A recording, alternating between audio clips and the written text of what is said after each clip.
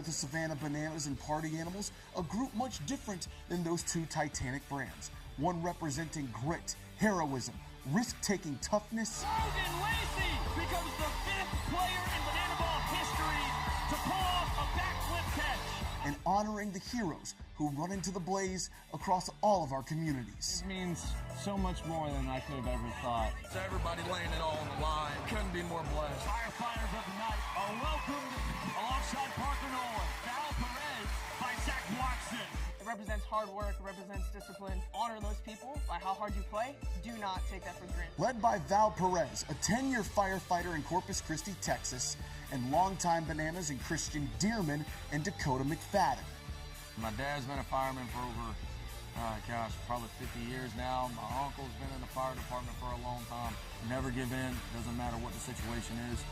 And you know these guys never back down. They're coming to save everyone that they can. Being the son of a firefighter, being the nephew of a firefighter, and being a friend of so many different firefighters, it feels like this was meant for me. Fighting the flames for 19 games in 2024, a year of history for the firefighters. Dakota McFadden, the first home run in the history of the Firefighters franchise. Under the leg to Brito at second. A trick play, and the first win in Firefighters history. Half is tied now, and the Firefighters have won their final game of 2024. And it's the perfect ending for the boys in red and yellow. In 2025, the schedule going to 33 missions across the country, including the team's very first headlining tour, a 3-city journey across Virginia, a barnstorming month that left fans with plenty of fiery moments. Isaac Para behind the back, Green through the legs, double play with the bare hand, backflip, handspring, yes sir! Into center field, is it gone? Oh my goodness! Noah Bridges is the hero in Salem! And a host of new characters, like mascot Bo the Beaver, and the first ever Dalmatian Bat Dog. Chief! Yeah! The blaze spreading to major proportions. The Firefighters playing in 10 major league ballparks, with their first ever win in an MLB stadium coming in Denver last August. The Firefighters stopped the Nanners' winning streak at 14 games, and they take game 2 here in Coors Field in showdowns. And they gave us one of the most emotional nights in Banana Ball history. We pause to honor and remember, reflecting on the lives forever changed on September 11th, 2001. And tonight, we honor both the lives that were lost and the lives that were saved because of the selfless actions of first responders. Firefighter John LaStella. Firefighter Chris LeGros. Firefighter Fred Perez. Firefighter Mike Manofsky. And firefighter Chris Schindler. And firefighter Malcolm Moore. 9/11 first responder Port Authority, Lieutenant David Lamb.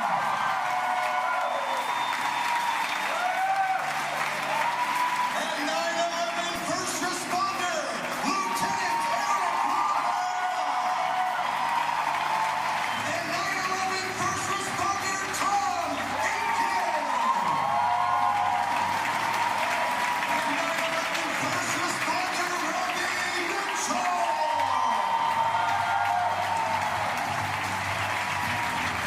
First responder Brian McBride. One more time for our New York City firefighters from 9/11 first responders.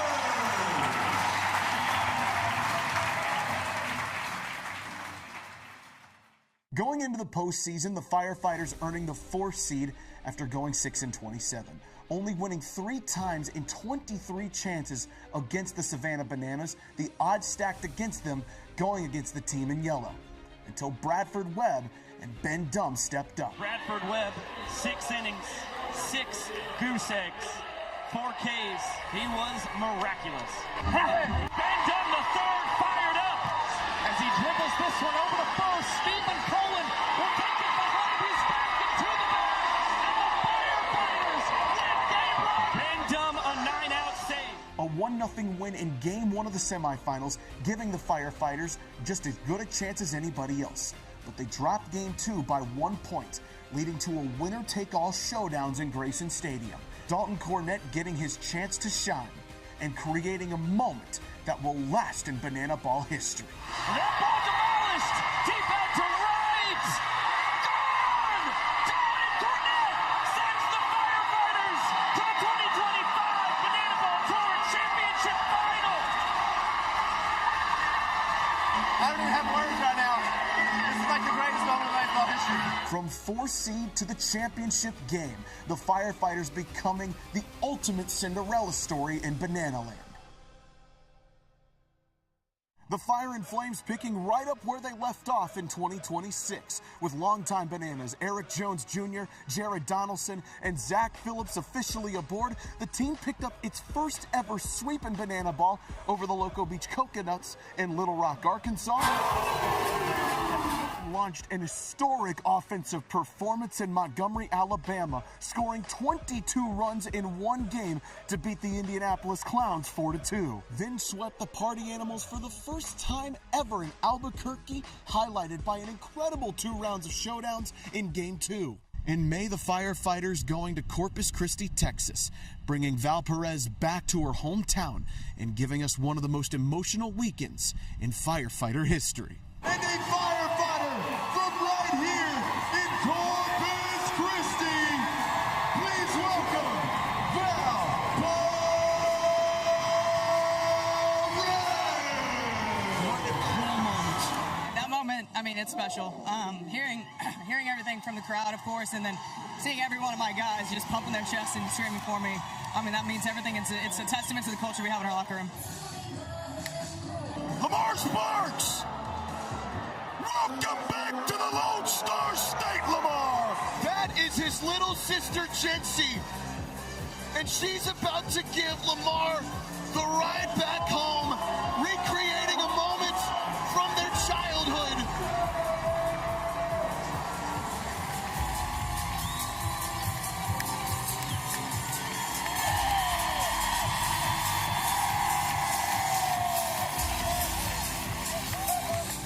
I don't really have words for it. It's something I've been wanting to recreate for a long time now, and finally I'm in a league, I'm in a place where I can recreate that and have some great people around me, have some great staff, some great teammates. Val stuck her neck out as well and said, we're going to make this happen. We want to make this happen, you know, because this is bigger than Banana Ball. When you enter the fire service, you're entering a brotherhood unlike any other, and you're trying to be the one who is going to save somebody's life every single day, and you're in those high-stress situations. That is a bond unlike any other. So remember, when you put these jerseys on, who you represent. Take honor in that, take pride in that. When you enter this locker room, you've officially entered the brotherhood of the Banana Ball Fire Department. And let's take pride in that. On his first swing with the Firefighters, EJ pumps it!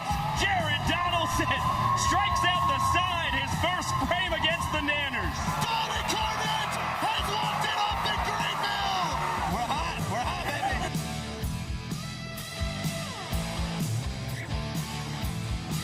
Noah Bridges is timeless! We have a good offense! Yeah. Tiny with the big shot! Darian McDowell! Look up there. Oh my goodness! We're the hardest team in sports, baby! Let's go!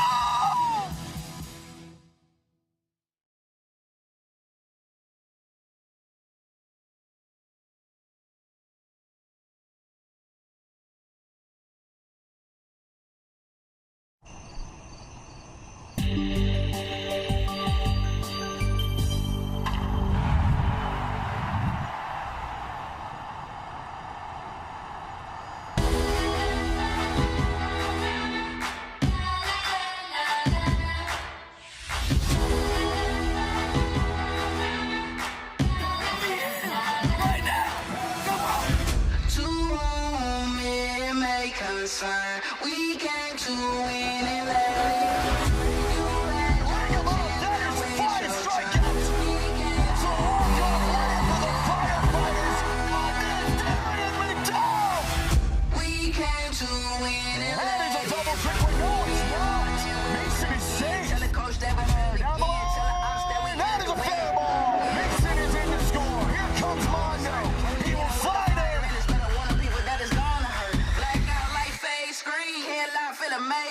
gotta go out with a Showtime! Sends us to the third with a walk-off 3-run jack!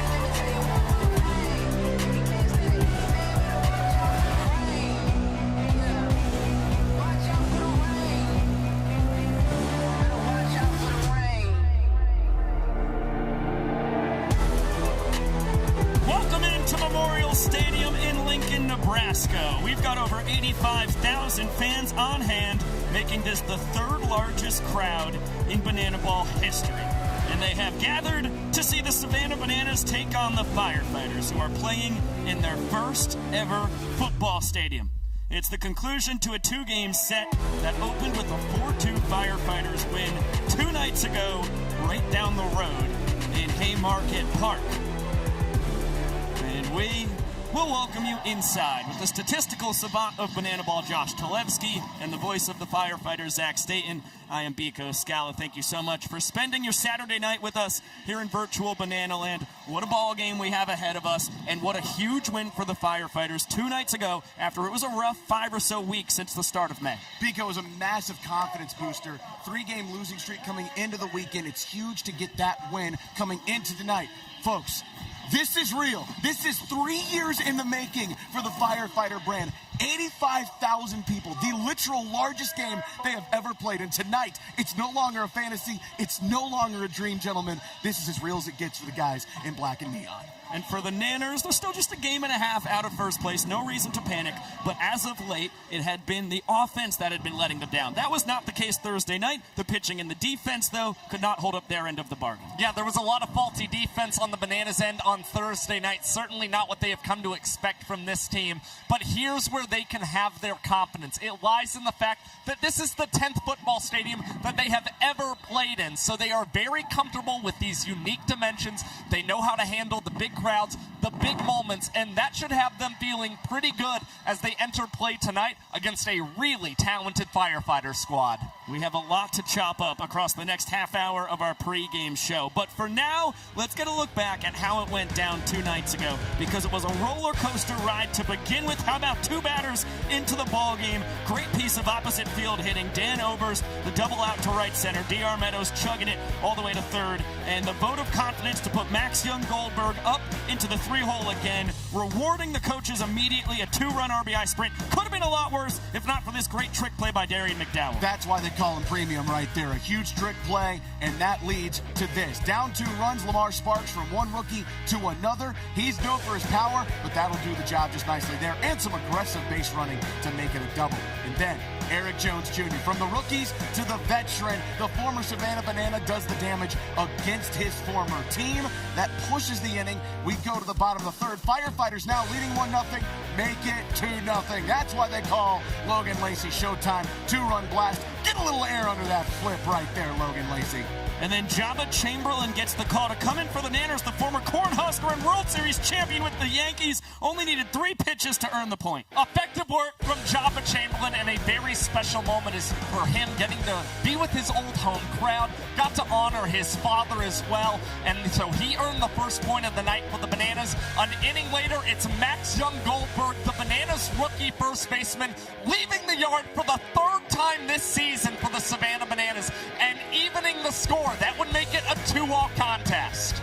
But bottom of the 6th, really nice rack flip here. First trick play of the ball game for the Bananas. Odd night defensively, as we've talked about. But D.R. Meadows on the mic with us in the booth, trying to make it back-to-back backflip catches. It's a rare miss on the trick play he invented, and 2 pitches later, E.J. punishes the Nanners for the trick play missed. Firefighters back in front. And really, they had been the team over the last couple of weeks damaged by missed trick plays, including that guy right there, Zach Phillips. But guess what? Another former Banana seeing the yellow, and all of a sudden, he's got food in his belly and fire in his eyes as he goes and strikes out Billy Barrels Heels. Count them. 1, 2, 3 for the Ole Miss product with this college team here in Omaha. And look at this. EJ, one more play. That earns him his first showman of the night and earns the Firefighters a 4-2 win with an electric snag at first base. The Firefighters' reward for the victory, of course, they get to dance in front of the full-capacity crowd in Haymarket Park.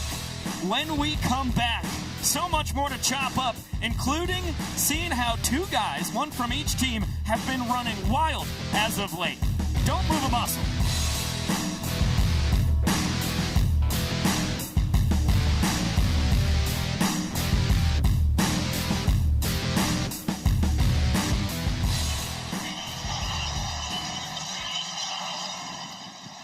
Ladies and gentlemen, it is time to meet your Savannah Bananas!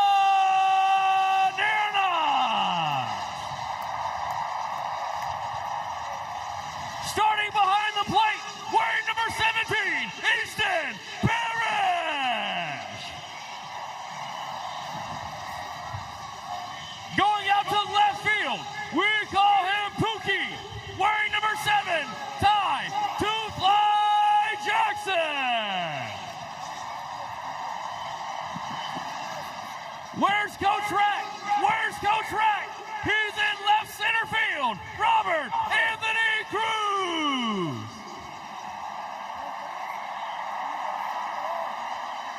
In center field, the Doctor, wearing number 5, DR, the Doc Meadows.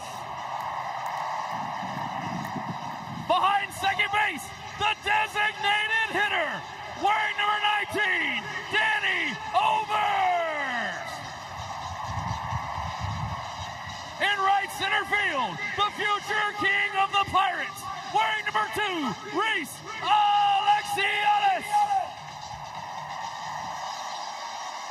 In right field, the spark plug, wearing number 22, JT Sokola. At the third base position, he does it all, Danny Husley!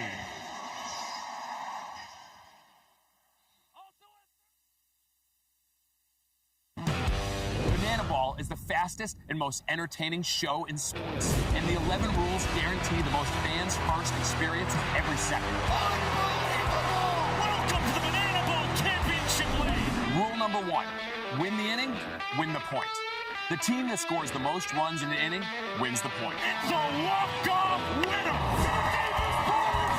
Oh my goodness! With the equalizer point, trick plays provide the away team an opportunity to earn a point going into the final inning. And in the final inning, every run counts as a point. Rule number 2, Banana Ball has a 2-hour time limit, guaranteeing that every game is fast-paced and action-packed. Rule number 3, no stepping out of the batter's box. If you do, it will result in a strike. Max stepped out of the box, and because he stepped out of the box, that's it! Rule number 4, no bunting, because bunting sucks. If you bunt, you'll be thrown out of the game. Rule number 5, batters can steal first base. Ball 3, getting taken up for first throw from Leroy in time! Rule number 6, there's no walks.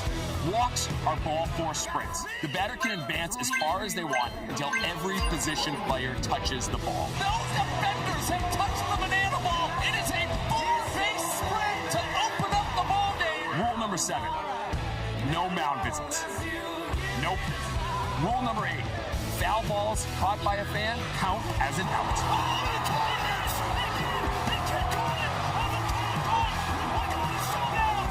Rule number 9, the showdowns. In showdowns, the best of the best face off in the biggest moment. One hitter versus one pitcher with one fielder behind him. And the hitter has to score. Rule number 10, the Banana Ball Challenge rule gives the coaches and you, the fans, a chance to impact a call on the field. Rule number 11, the golden batter. Once a game, each team can give any player an at-bat, regardless of the lineup. This offers the biggest matchups on the biggest stage. Big on big. Let's go! Let's go! Let's go! Get out of here, ball! That's how family rules of banana ball.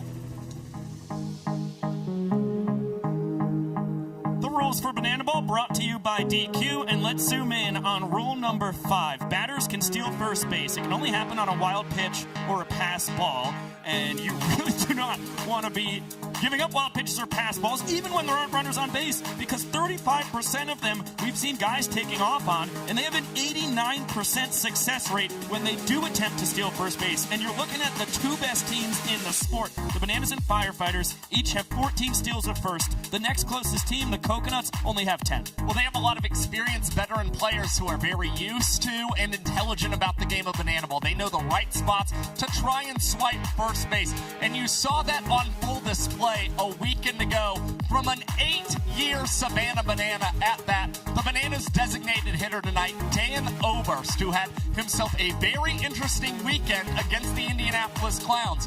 Oberst in game 1 of the series, as the golden batter in the 9th inning, was able to swipe first base against Nick Wilson. That was his 13th career steal of first, by the way. Then you saw him the very next night, his first plate appearance. He does the same thing again for the Savannah Bananas on this passed ball from Eli Payton. But you are not seeing double, folks. This is in the 4th inning of play, and it's Dan Oberst. 3 straight plate appearances with a steal of first. That has never happened before in banana ball history. And believe it or not, on the very same day in Charlotte, Mason Maxwell of the Firefighters joined rare company as he swiped first twice in the same game. This is why Mason is one of the most improved players in the league. He does this with no hesitation, sees his opportunity, jumps right into it. He leads the team now with 4 steals at first base, and that's the reason why Mason Maxwell is so difficult to get out.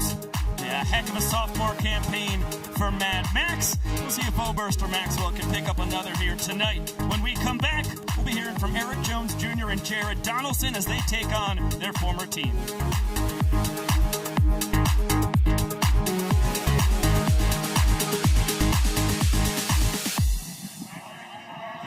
The pitch. Ooh, a big swing and a miss. Fans, he's just 7 years old. He's going to need your help to cheer him on. Get loud for Owen. Oh my gosh! He rips it! He's moving down the first baseline. The play at first is way too late. Owen is simply way too fast. The Bananas can't get hold of the ball. Owen's round in second. He's steaming for third. The play at third, nowhere close. It's going to be close to home. He's juking. He's weaving. He's on his way. The play at the plate. Save!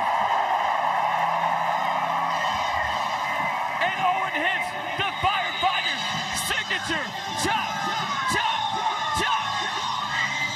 Fans, give it up one more time for 7-year-old Owen, tonight's hero hitter.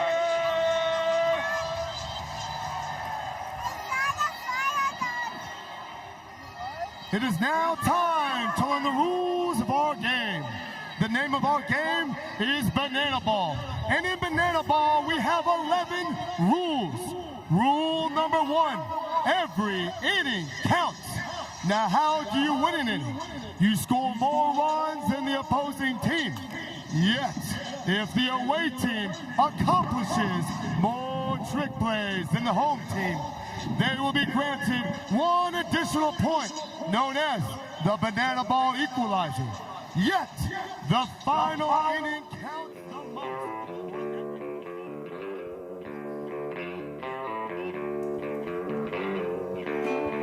Welcome back to our 2026 Banana Ball World Tour pre-show presented by DQ. DQ, happy tastes good.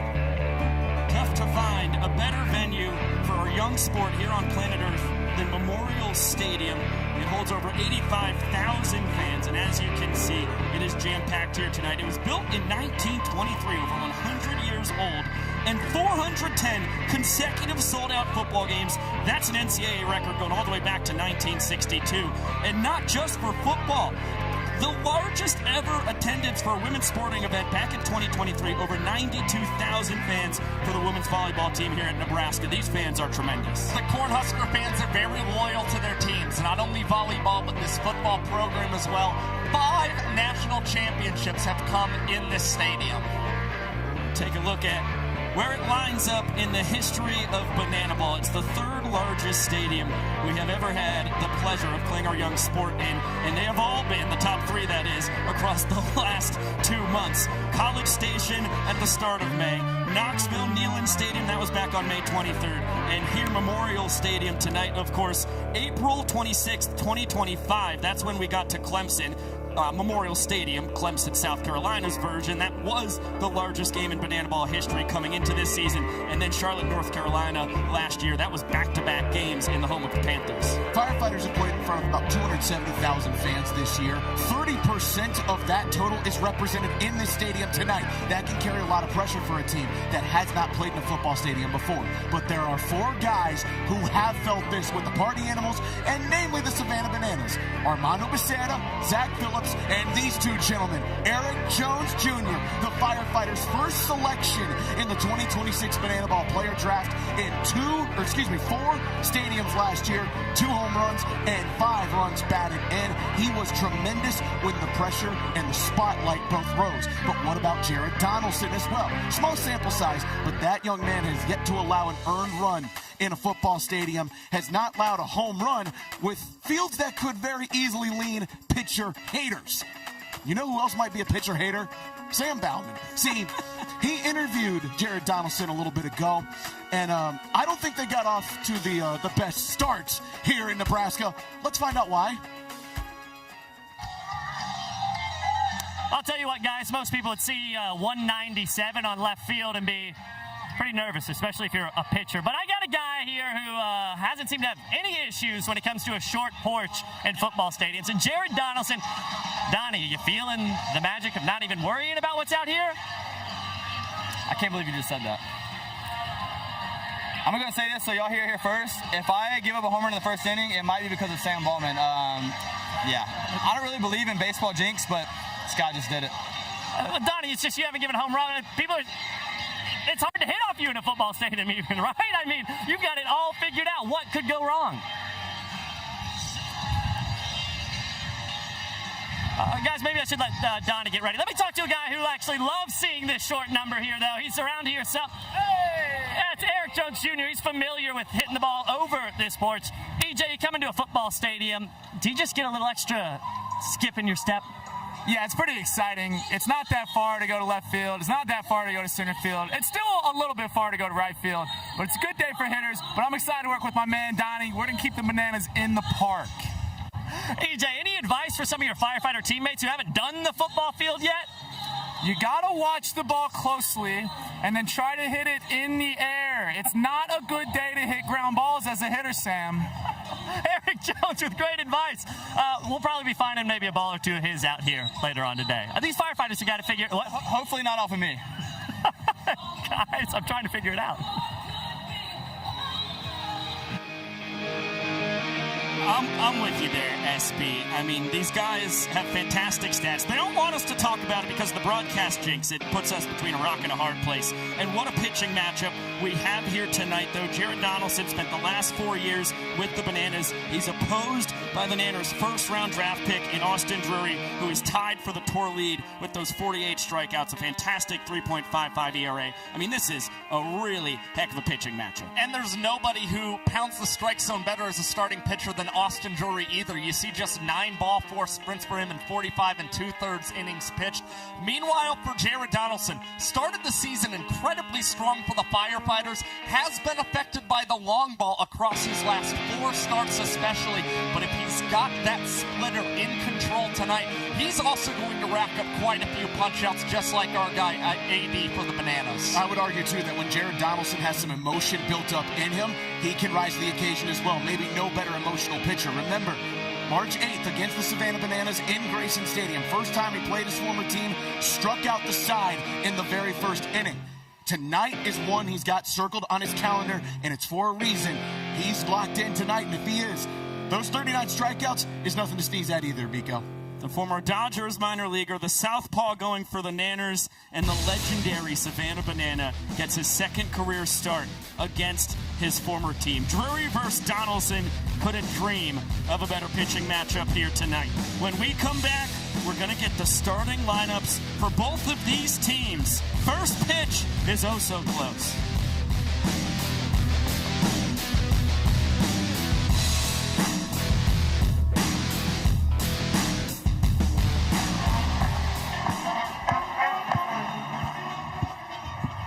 If you want some gold beads, I need to hear you scream!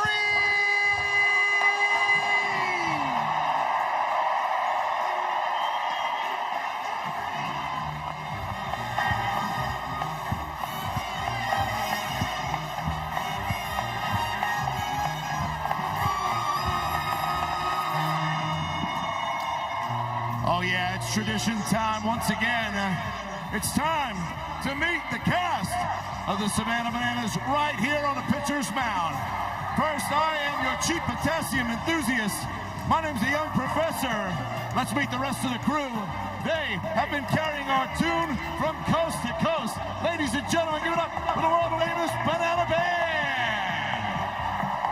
She is Her Royal Majesty of Bananaland, Princess Potassia. They are the greatest dad bod cheer squad to ever grace God's green earth, the Bananas. Standing 10 feet 9 inches tall, he towers above them all. Dakota Stokes All-Britain. And the world's greatest dancing first and third base coach, it's Maceo.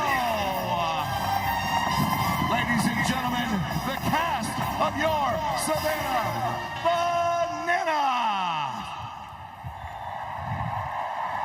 Now, the cast is ready. The players are ready.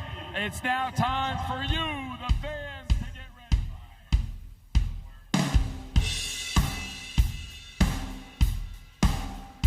Welcome back to our 2026 Banana Ball World Tour pre-show presented by DQ. DQ, happy tastes good. Over 85,000 fans have converged on Memorial Stadium here in Lincoln, Nebraska.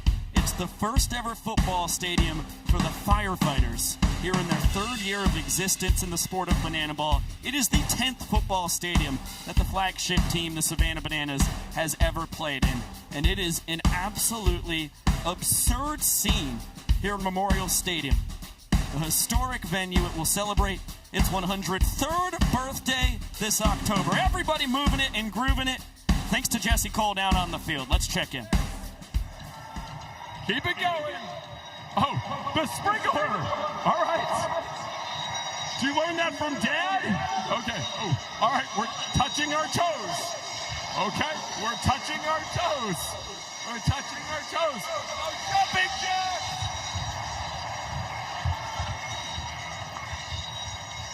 Jumping jack. All right.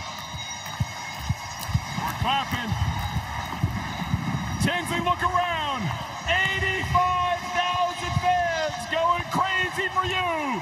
Let's hear it for 5-year-old Tinsley.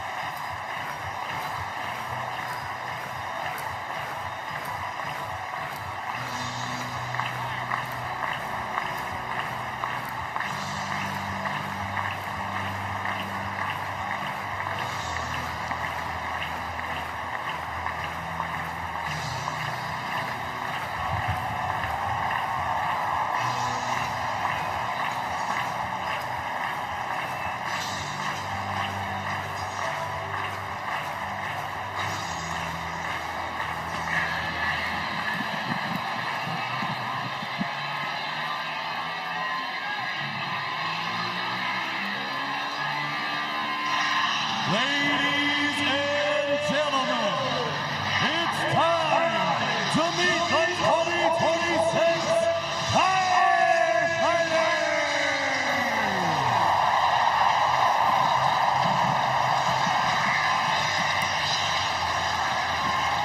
And now, the starting lineup for your Firefighters. Leading out, the hot shot at shortstop, number 2, Hayden Green.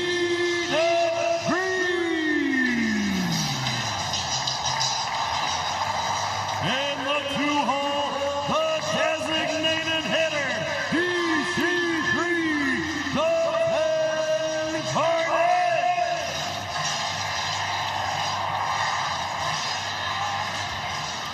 Batting third, manning the hot corner, number 11, Logan Showtime Lacey.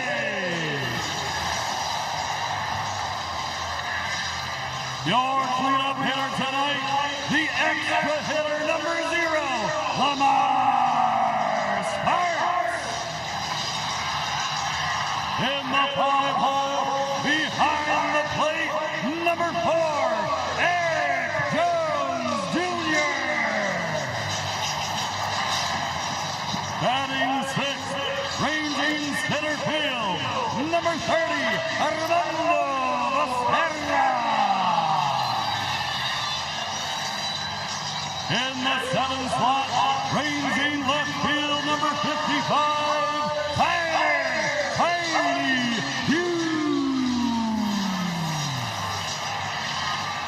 In the 8th hole, the first baseman, number 7, Mason Mad Max Maxwell. Batting 9th, ranging right field, number 10, Darian Premium McDowell. And the decky at second base, number 24, Dakota Diesel McFadden.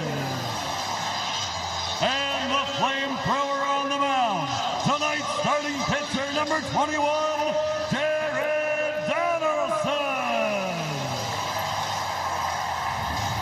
The Firefighters are led by Captain Corey Pye and Lieutenant Drew Yanesta.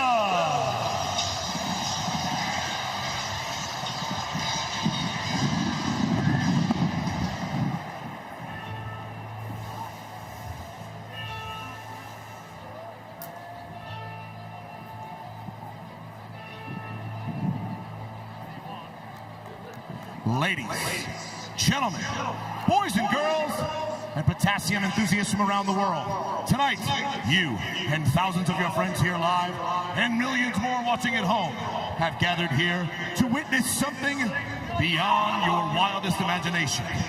From Montana to Savannah, from the Isle of Man to Tokyo, Japan, the Banana Maniacs come from across the globe to witness this. This is not baseball. This is the crucible where the fastest, hungriest, and most entertaining players are forged. This is a game of the fans, by the fans, and for the fans. But this is not your granddad's pastime. This is not just another night at the ballpark. This game is baseball by birth, fruit by name, and an absolute worldwide phenomenon by the grace of God.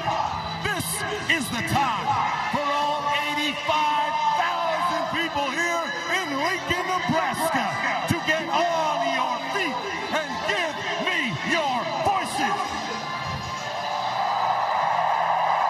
Because this is the greatest show in sports. Ladies and gentlemen, this is Banana Ball!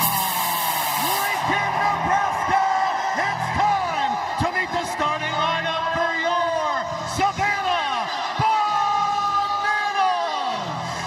Leading off, the center fielder, number 5, DR, the Doc Meadows.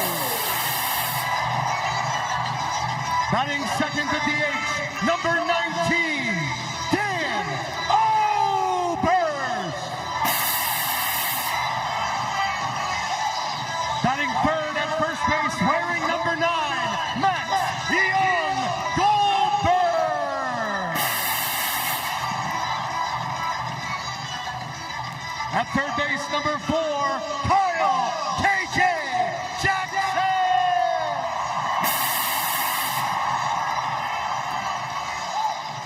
The catcher, numero uno.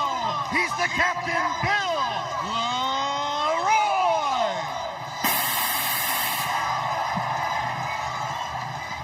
In left field, number 15, we call him Rat, Robert Anthony Cruz. The right fielder, number 2, Reese Superman Alexiades.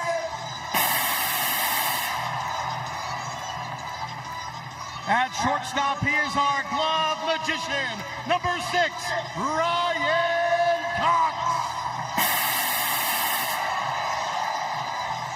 The extra hitter, number 7, Ty Two-Fly Jackson.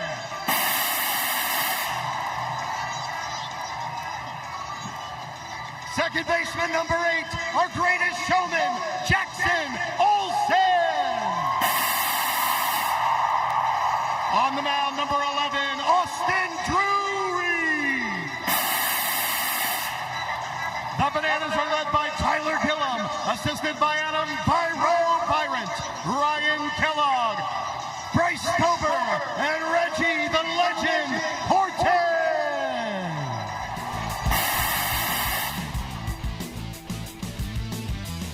We've got the lineups for both teams. The stage is set. Over 85,000 fans have gathered for the greatest show in sports. When we come back, we'll have first pitch from Lincoln, Nebraska.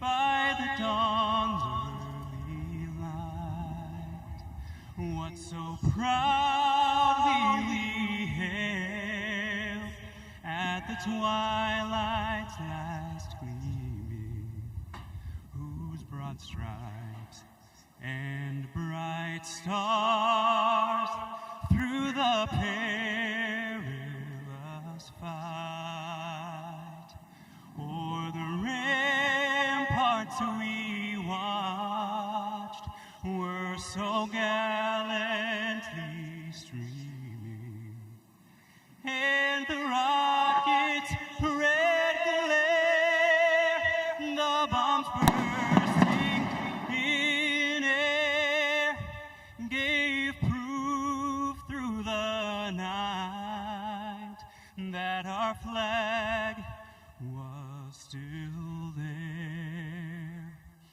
Oh, say does that star-spangled banner yet wave o'er the land of the free and the home of the brave.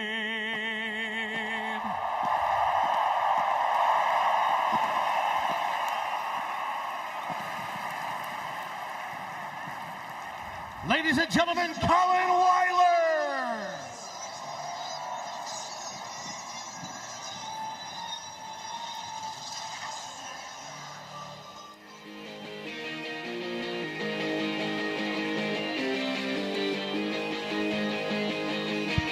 Welcome back to Lincoln, Nebraska, where over 85,000 fans have packed Memorial Stadium for the third largest game in Banana Ball history.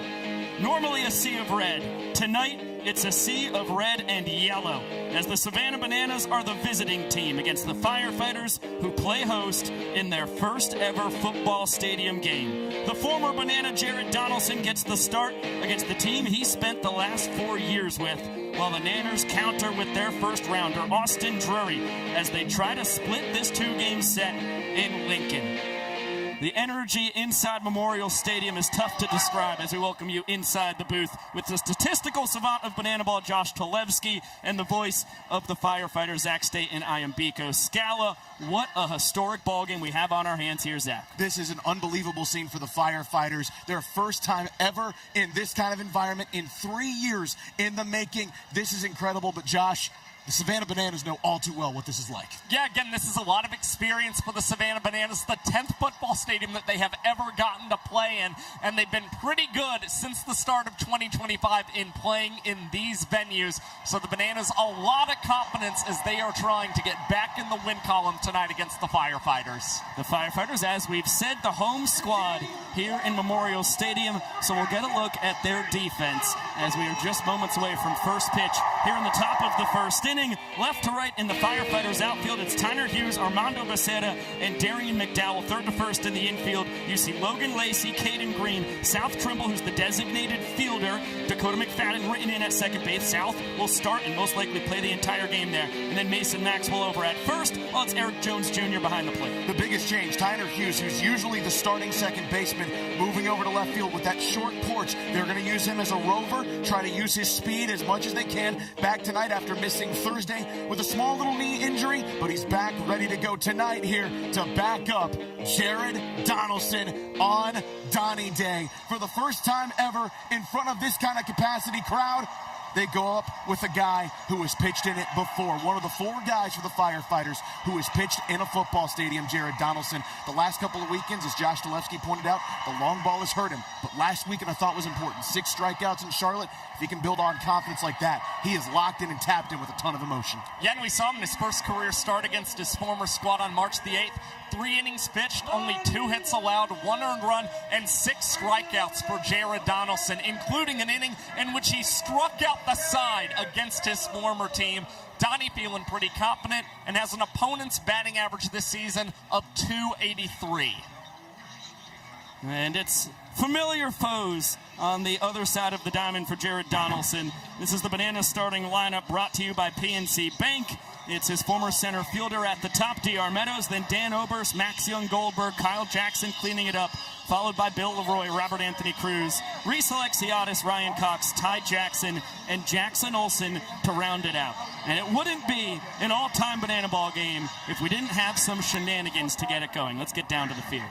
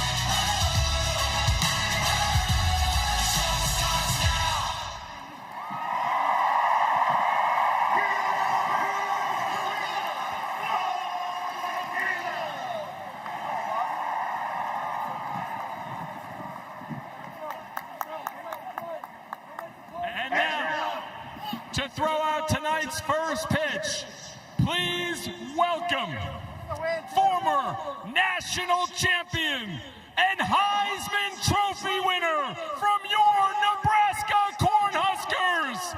Please welcome Eric Crouch.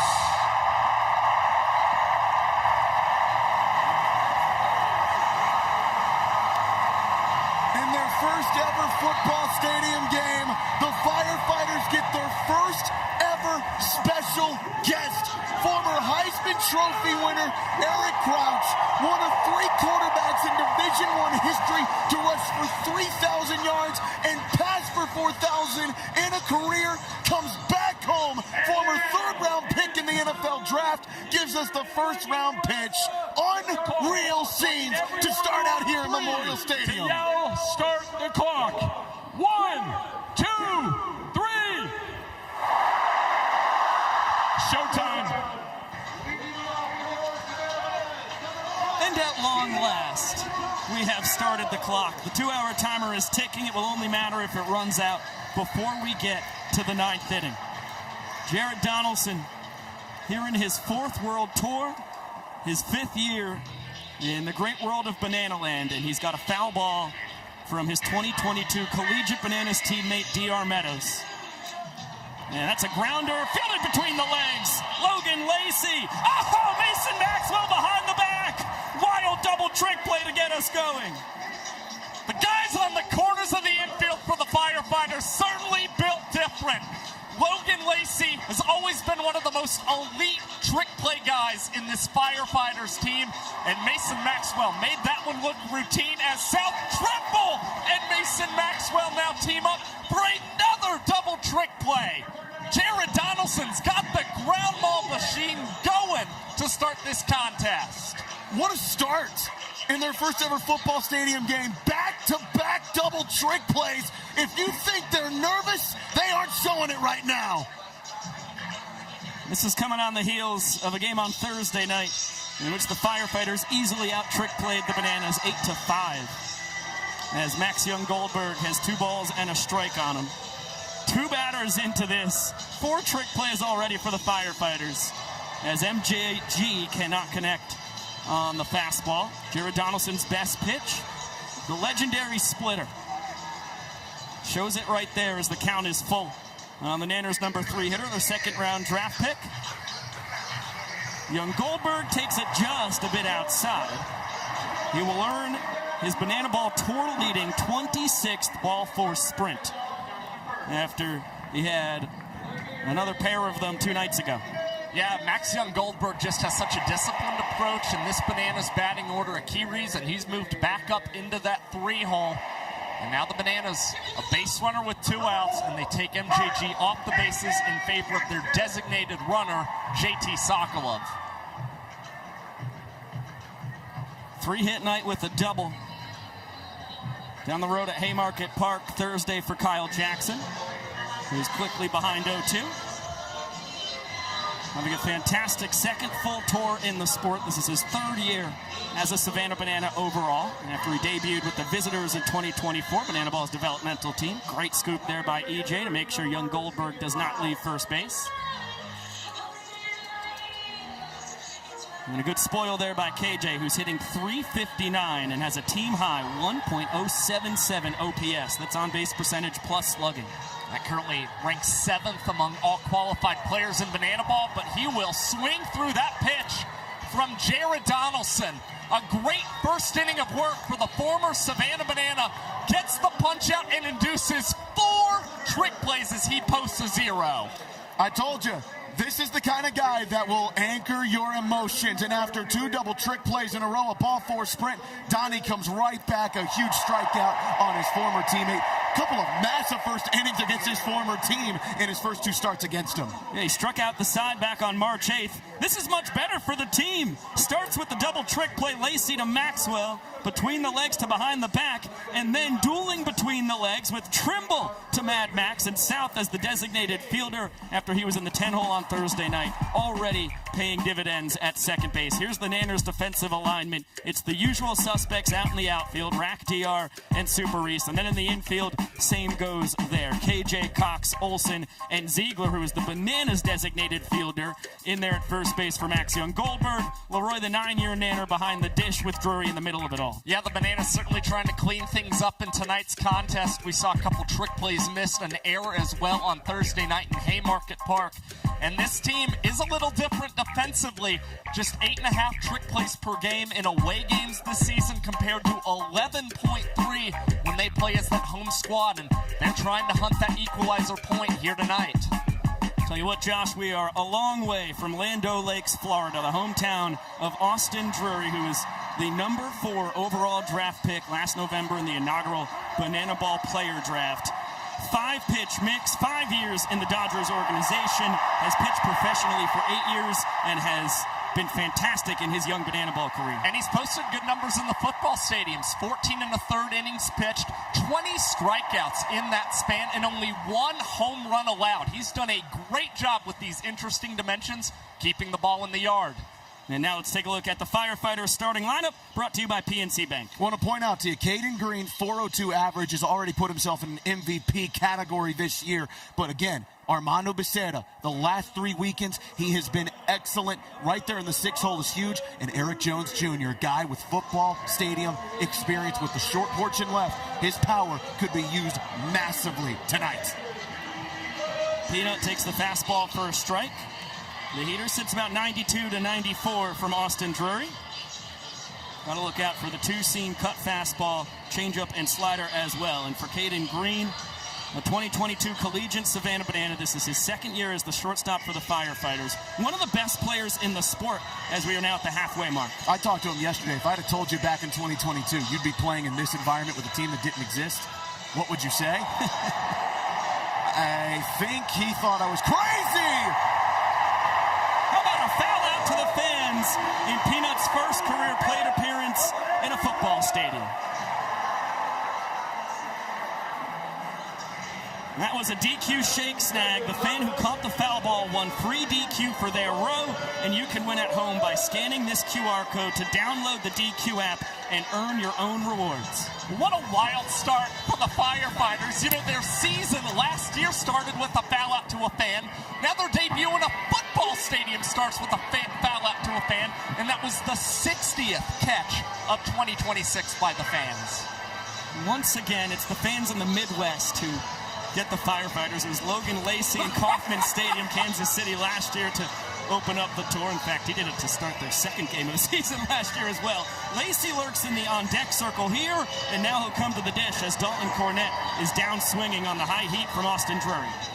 And that now puts him outright first place in Banana Ball in strikeouts this season. And you see AD so often early in ball games. He is not afraid to challenge batters with that heater. And he goes with the fastball to Logan Lacey, and that one fouled back to the screen. Showtime as legendary firefighter as exists in Banana Ball. He has played now in all 87 Firefighters games that have ever happened. The only player who can say it. A 2-run homer on Thursday night in walk-off fashion. This time it's not going to leave the infield. Alex Ziegler battling a very serious wind here in Lincoln. Nebraska puts it away as Drury faces the minimum. And it's very quick work for AD as well. The rookie tossing a 2-minute and 10-second inning for the Savannah Bananas and keeping the Firefighters scoreless. 0 is on the board. 1 inning in the books. Let's get it on down to Sam Bellman. Hey, Vico, yeah, thanks. Yeah, Aaron Crouch just out there for the first throw. For starters, how do we feel about it, huh? You know, I got a little advice before it. Said don't throw it in the dirt. It's exactly what I did, man. I'm a little nervous, but it's fun. It's great to be out here. Well, they put it on your mind. Now, talk about this. I said you are actually probably used to this. You're looking around Memorial Stadium, seeing it sold out. What's it like, though, to be back here in the middle of it? Well, it feels great. I mean, what an exciting evening. We're playing sports. You got entertainment. You got athletes out here having a good time, family, friends. Can't ask for more than that. Plus, the weather turned out beautiful. Yeah, talk about Cornhusker Nation. I mean, we have seen it already. They are a different breed of fan, yes? Absolutely. I mean, the Nebraska fan base is the best in the world, and it's great that you're here to get to witness this, and along with many other people tonight. I mean, this is something that happens day in and day out around here. Well, I'll tell you what, you still look really good in red. Appreciate you being out here. Guys, we'll get it back to you. Thank you very much, SB. Yeah, just an hour down the road from his hometown of Omaha, Nebraska, and there you see his number 7 retired here at Memorial Stadium, a legendary Cornhusker. A much beloved player here at the University of Nebraska, and had some fun history on his side as well. A player who, in the same game, had a passing touchdown, a rushing touchdown, and a receiving touchdown for the Cornhuskers. Dude was 33-5 as a quarterback in college. I mean, just a winner, straight up a winner. The Eric Crouch resume is pretty wild. Great athletes, truly, the past couple generations, especially when you look at what he did in high school. I mean, he's 2nd and 4th in Nebraska, respectively, in the 100-meter and 200-meter dashes. His 100-meter time, still the 5th fastest for high schoolers in the state of Nebraska history. All right, we'll end the Crouch talk for now, as that's a liner on a hop. Caden Green over to Mad Max behind the back again. Mason Maxwell out of his mind. Already 6 trick plays for the Firefighters. Just 4 defensive outs into this. You are seeing a revolution at first base from Mason Maxwell. An awakening of Mad Max. Already 3 trick plays tonight, and we haven't even gotten through an inning and 2/3. And he's combined talents with all 3 of his fellow infielders already. I mean, you're just seeing him move the needle. The Firefighters certainly don't want to give up that equalizer point. If the visiting team has more than the home team, of course, they get an extra point. And Maxwell fields his position, flips under the legs to Jared Donaldson at the bag. And he is hunting a record for the first baseman already. The single game trick play record for first baseman is 6 from the Bananas' Alex Ziegler. Mad Max already with 4 in this contest. Reminder, folks, that has come on 5 outs. Jared Donaldson's strikeout, the only Banana to be retired without a trick play on it. And Reese Alexianis, the home run stadium king, strikes again. Super Reese with the first run on the board for either side here tonight. That is his 8th career home run that has come in a football stadium. Reese Alexianis, it doesn't matter if you've got the short porch to right or left. He knows how to do damage in these venues. And no better guy to get the Bananas on the board tonight here in Lincoln.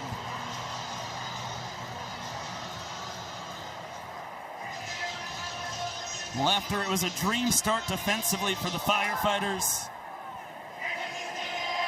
Alexianis spoils the fun for now. Bananas' offense was fantastic Thursday night. They scored 8 runs. They could only turn that into 2 points because of their pitching and defense coming up empty on the other side of the ball. Once again, the offense giving the Nanners a chance to put an all-important point on the board as Ryan Cox is quickly behind 0-2. Able to scrape that off the table. Still a 0-2 count. Coxie here in his 5th World Tour, another legend of the sport.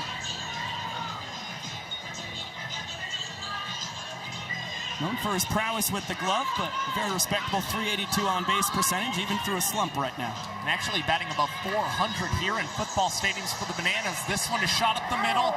Green tries to transfer behind his back, but that ball squirts out of his glove. Nonetheless, a tricky play for Caden Green to have to make, ranging up the middle. It's going to go down as a base knock for Ryan Cox. And I think that's a critical point to make here. He was already going. You might as well at that point, if you could try it. The twisting part of it might have gotten a little bit hairy, but I think for Caden Green, that's a worthy trick play to chase. Ball and a strike on Ty Jackson. He's been on a tear as of late. Hitting .296, a .412 on-base percentage here in his 3rd World Tour, 5th year as a Savannah Banana. Heartbeat of this team. And he'll give the fans an opportunity. No dice. Thursday night, Pico didn't really have to take a bat off his shoulder very much to be effective. A couple of ball 4 sprints hit by pitch. Lacey between the legs again. Showtime, 2nd trick play of the ball game. And now, 8 trick plays already through 2 defensive innings for the Firefighters. Logan Lacey, this is why he's showtime. Look at this, and then smart play. Going to second to get the lead runner. Firefighters with a chance to respond.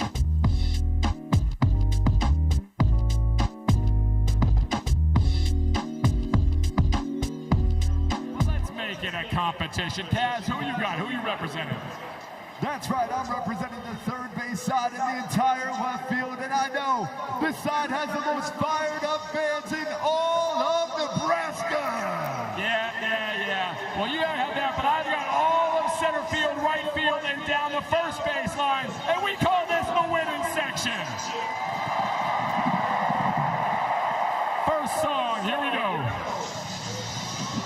Oh, I want to hear you. Here we go.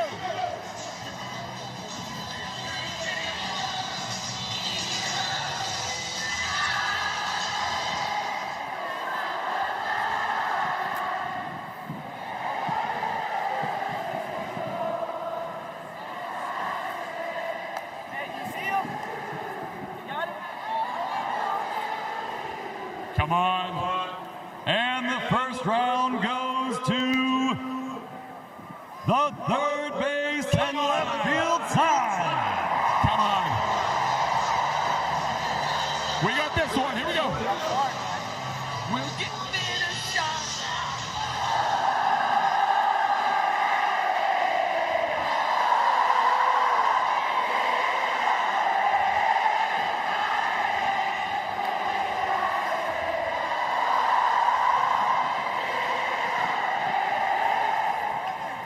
Round 2 has been won by the first base and right center side. It all comes down to this. Here we go. Oh, it's our jam. Here we go.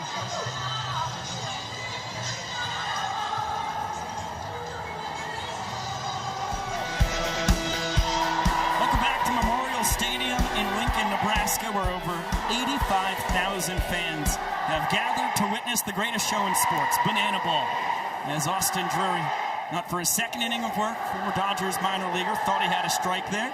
Lamar Sparks instead starts ahead 1-0 and bounces this one to KJ. Across the diamond, between the legs, Ziggy between the legs on the scoop. Double trick play from the corner infielders for the Nanners, their first trick plays of the game. If it's your first time coming to Banana Ball, you're just seeing how much that these guys practice the trick plays. Kyle Jackson now and Alex Ziegler showing off for the Savannah Bananas. And you see it. It's Ziegler. He has spent so much time learning to pick that ball off the turf between his legs to do it to perfection to start this inning for AD. He was one of the big heroes for the Firefighters on Thursday night. EJ against his former team is a guy who spent the last 3 world tours playing for the Savannah Bananas. Went 3 for 3, 2 runs driven in, and the walk-off that won the 6th inning and plated the decisive point for the Firefighters and route to their 4-2 win. EJ, the Bananas' all-time home runs leader. Right back up the middle. Olsen fielded between the legs. Throwing between the legs. Ziegler between the legs. Another double trick play. 5th of the ball game already between these two teams. We're not out of the 2nd inning yet. I mean, this is absurd. I mean, you might see the single-game trick play record beaten tonight. We've already had 3 separate half innings where these teams have recorded 4 trick plays. And you can see the confidence of first base growing in this sport just in these two teams alone, let alone some of the other talented first basemen like Jason Swan with the Party Animals, Jordan Brewer with the Loco Beach Coconuts, former Banana Corral Prime with the Clowns. Just in this game alone, you're seeing how much first baseman can change the trajectory of a game. Of course, every inning worth a point in Banana Ball till you get to the final inning where every run scored counts as a point. So the Bananas 1 strike away from striking first. But Armando Becerra, a tough cookie. Do not let that 226 batting average deceive you. He's reaching base at a 402 clip, and he is scorching hot, hitting over 500 across his last 2 weeks. Great take on the slider that barely misses to even up the count. And a guy who has struck out less than 4% of his plate appearances this season. It just tells you what a pesky out he can be. Tough cookie. Fouls off another 2-strike offer. But this is what you come to expect with a guy like Armando Becerra. He's very zen. He's very businesslike. It's why he's fit so well with this Firefighter team. Very protocol. Spoils another 2-strike pitch from Drury. What a battle here between the 2022 Collegiate Banana and the rookie on the mound. Soft contact. Jackson Olsen. Behind the back, you bet. It's a 5-trick play. Bottom of the 2nd inning for the Nanners. They win the frame and lead the game 1-0. We've already seen 13 trick plays between these two teams. Just 2 innings in the books.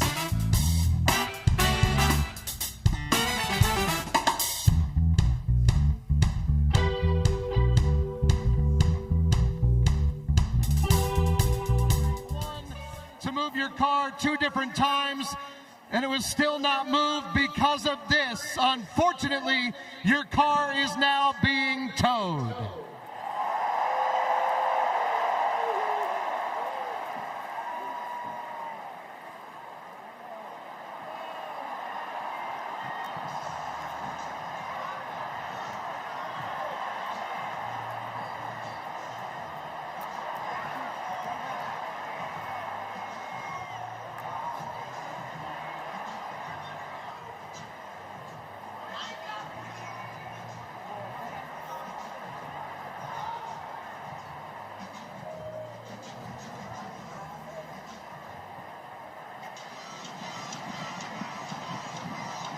YouTube, it's just us. We're coming back from commercial in about 20 seconds, but I would love to know your thoughts on that one in the chat.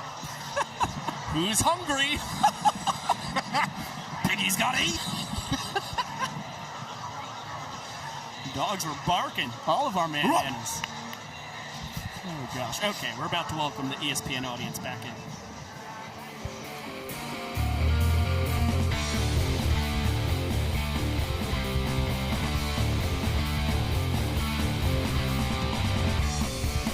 Welcome back to Banana Ball here on the ESPN app, Disney Plus, the Firefighters YouTube channel. The face of the franchise, Logan Lacey, we talked about it a couple innings ago. He's the only firefighter who has started all 87 games in franchise history, and a well-deserved first appearance in a football stadium. Showtime with the mic on him, manning the hot corner. Can you talk us through what this experience is like, Logan? Man, this is the craziest environment I've ever played in. And I thought back in 24, we played at Washington, D.C., I said, man, it can't get better than this. And then here we are right now. I mean, dude, this is insane. This is double the amount of people. Strikeout from Jackson Olsen, Donnie's second of the ballgame. Logan Lacey, you had the distinct privilege of being the first ever player to get a trick play in the Banana Ball Championship League's history, and now for the Firefighters, first trick play in a football stadium. You're just a man of records in history, aren't you? Yeah, man, this is what we prepare for every day. You have to practice like there's always a sold-out crowd, and that's the best way to get over pressure. So what did those discussions look like in the locker room? How did you guys all collectively prep for this game? Right here. Whoa! Tyler Hughes, juggling catch, what a play! That's something you can't practice. That's God-given. I forgot the question. That was electric. How did you and your teammates prepare for this game? What did those discussions look like in that locker room? Every day we had to reflect from the years before, and we said, what can we do to be better? And trick play was at the top of the list. We had to make sure we got better at it every single day at practice, and that's what we're doing. Logan Lacey, you talked about just everything that's happened in the 3 years that have been built up. But when I talked to you earlier about starting 87 consecutive games for this firefighter bunch, had that ever registered in your head that you had played in every game you've been available for here in Banana Ball? Actually, no. When you told me that, I said, well, now I have to think about this every single day. So I would have rather not heard that. Now that puts pressure on me, but I'm not on it. Hey, that 100's right around the corner, big guy. Hey, what's the record for everyone? Oh, we're cut short.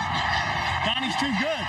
Yeah, we'll get that answer for you from Josh Talevsky in the near future. But Showtime, thank you so much for joining us. Thank you, guys. Love you.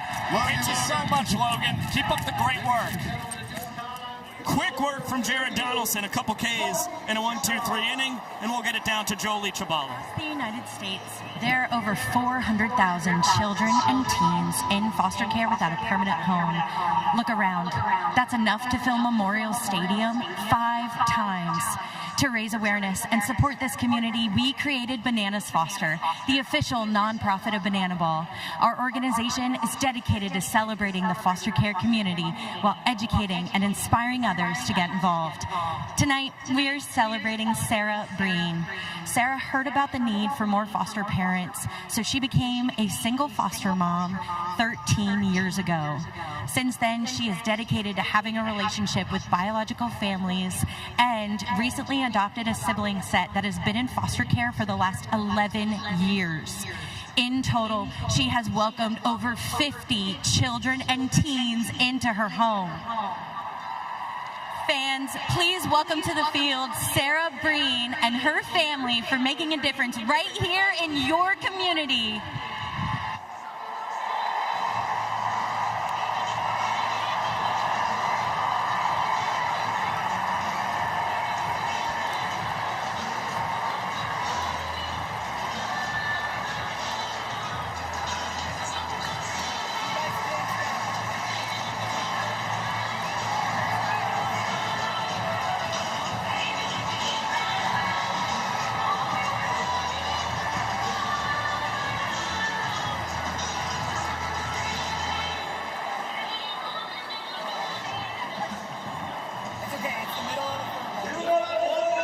Another massive shout out to Sarah Breen. And how about the acrobatics from her small army of young legends down there?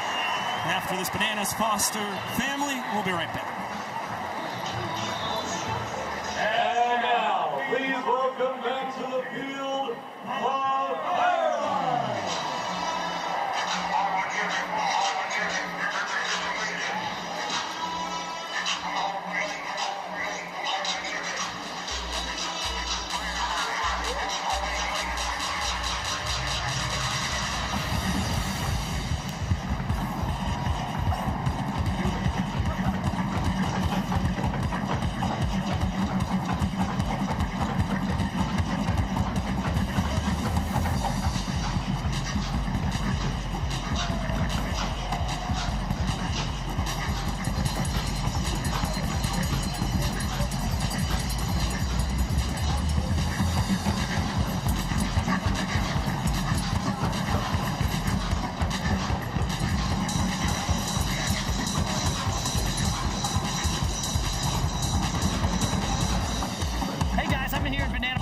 With 9-year-old Hannah, who's actually soon to be 10. Hannah, what's your question for Brian Trepanier?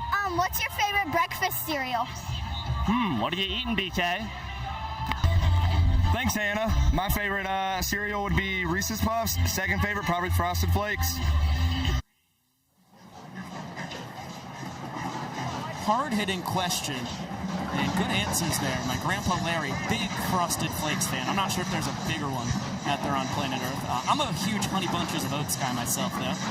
I'm straight up Frosted Flakes, too. I'm not going to lie. I like Frosted Flakes every now and then, though, the Cinnamon Toast Crunch. Yeah, I was going to say, how is nobody saying Cinnamon Toast Crunch?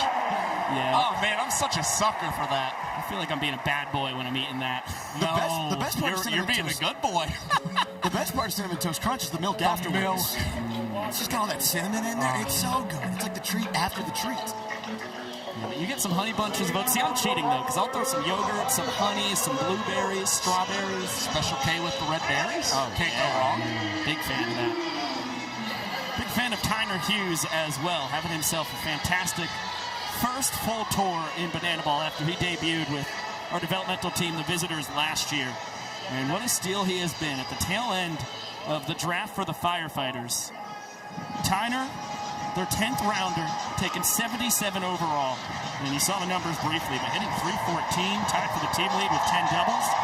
And he has to wait for his second pitch because Vincent Chapman is going absolutely buck wild, boogieing for the full capacity crowd here at Memorial Stadium.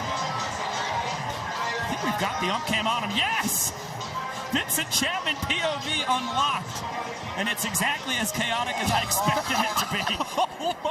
Well, that's what the mascot tossed. Yeah. You don't say. Ended up in the turf. Got whiplash there. Well, 2 count on Tiny. And 3-pitch strikeout for Austin Drury. His second K of the night. Biko, kind of wonder if you're starting to see some struggles with the Firefighters in terms of just seeing the ball again. It's such a different background of view that you really got to lock on the ball the second it comes out of the pitcher's hand. It's not easy with Austin Drury. And as I say that, Mason Maxwell, the first home run for the Firefighters in the football stadium. It's in a boom taco from Matt Max.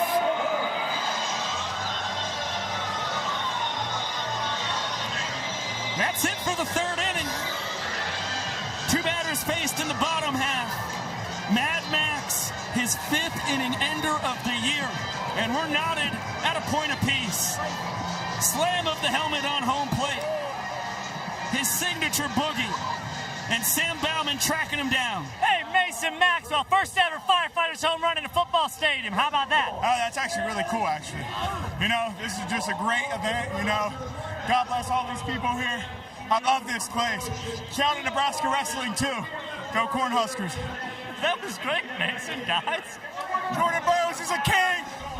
This guy is just incredible. Hit the first homer of the Firefighters 2025, and now their first football stadium homer ties us at 1.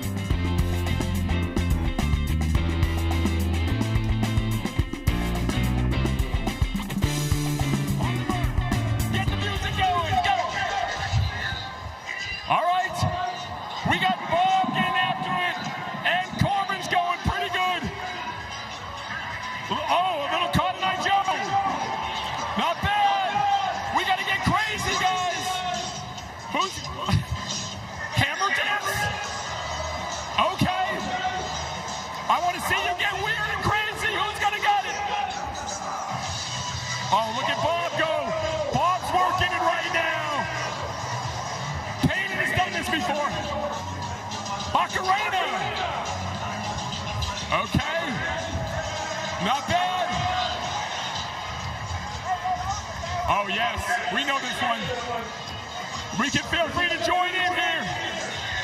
Let's get it going, Shark. We got to see who's going to get after it. Here we go. All right. And that's it. Fans, let's see who the winner is. Do you think the craziest, the corniest guy we had? Wow. I might come back to him. Was it Corden?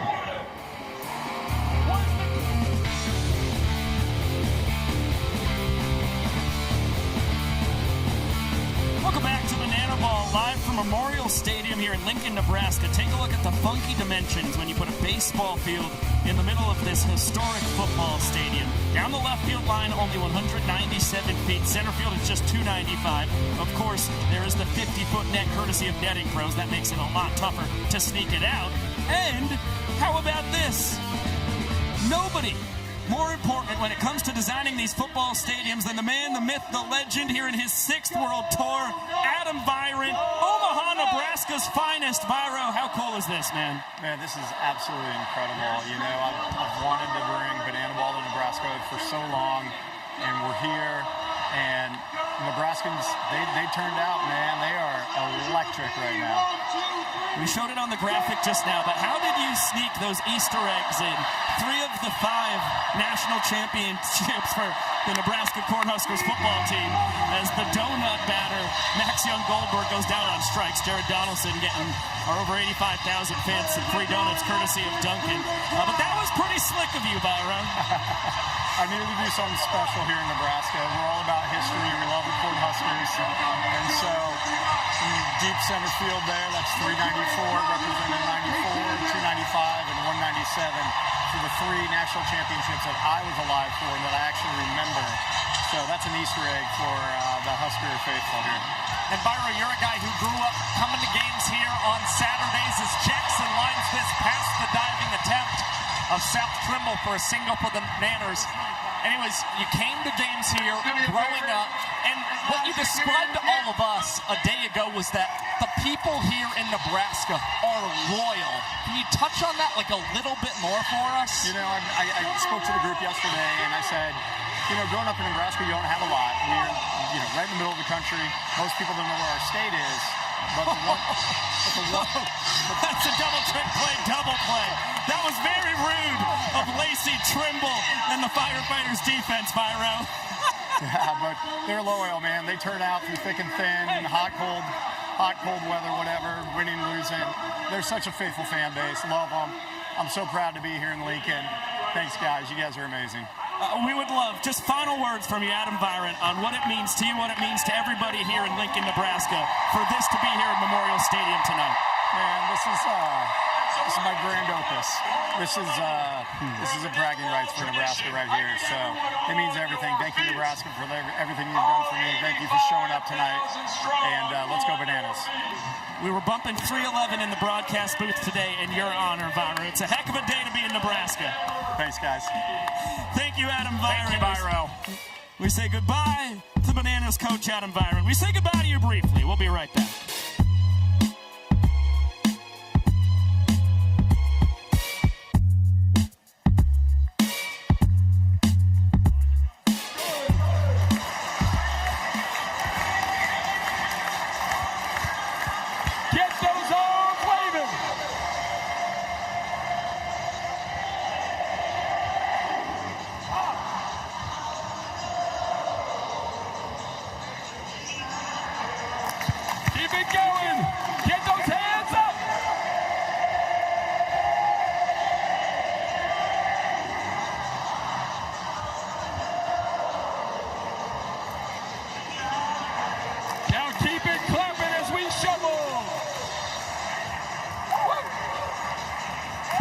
You guys look good.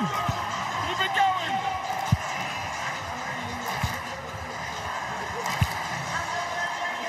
Now let me hear you sing it.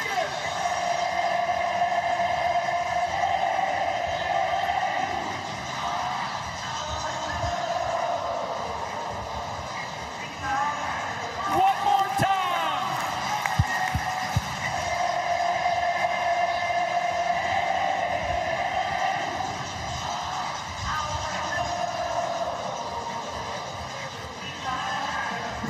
You guys are amazing. Give yourselves a round of applause.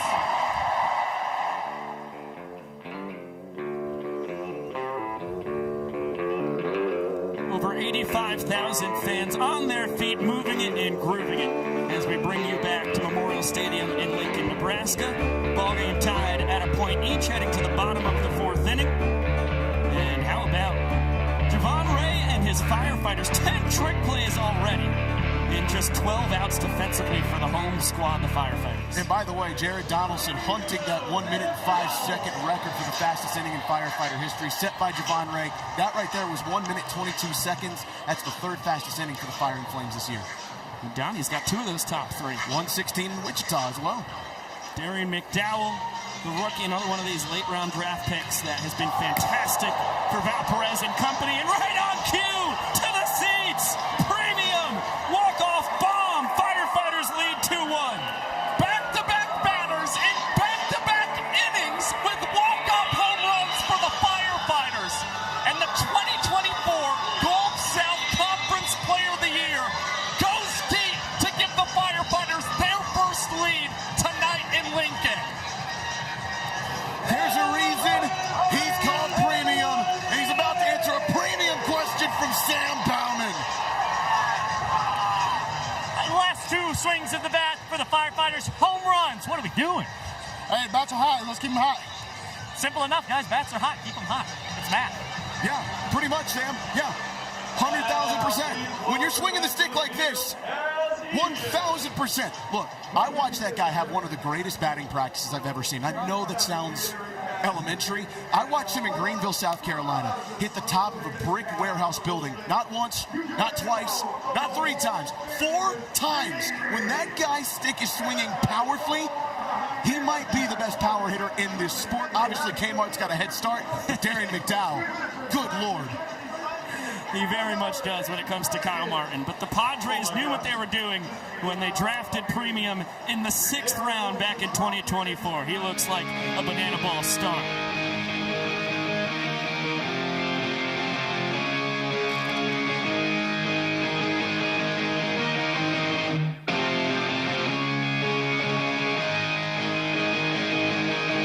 Oh my goodness, YouTube, and it's just us for the world's slowest race. I can't even fathom how many babies out there, but we've already got movement on multiple sides, and now, as per usual, a pause as the little rascals down on the field get their bearings, trying to figure out what the heck's going on. But how about that rock star? He's already past the halfway point. One hand in front of the other. Oh no! Fighting through tears and still powering through. Well ahead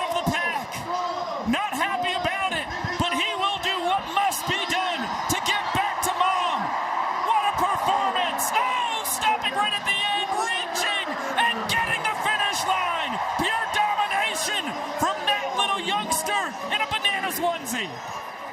16 babies on that field. That was the only kiddo who moved an inch. Unbelievable. We just had one of the greatest rushing quarterbacks in college football history. Feast your peepers on one of the best rushing performances in Memorial Stadium's history. Eric Crouch, you've got company. It's got to be the best by an infant. I feel pretty confident about that. Across 103 years of Memorial Stadium's existence, it's going to be an all-time performance. Wow. From back-to-back walk-off homers to that performance right there, this is a banana ball game and a half.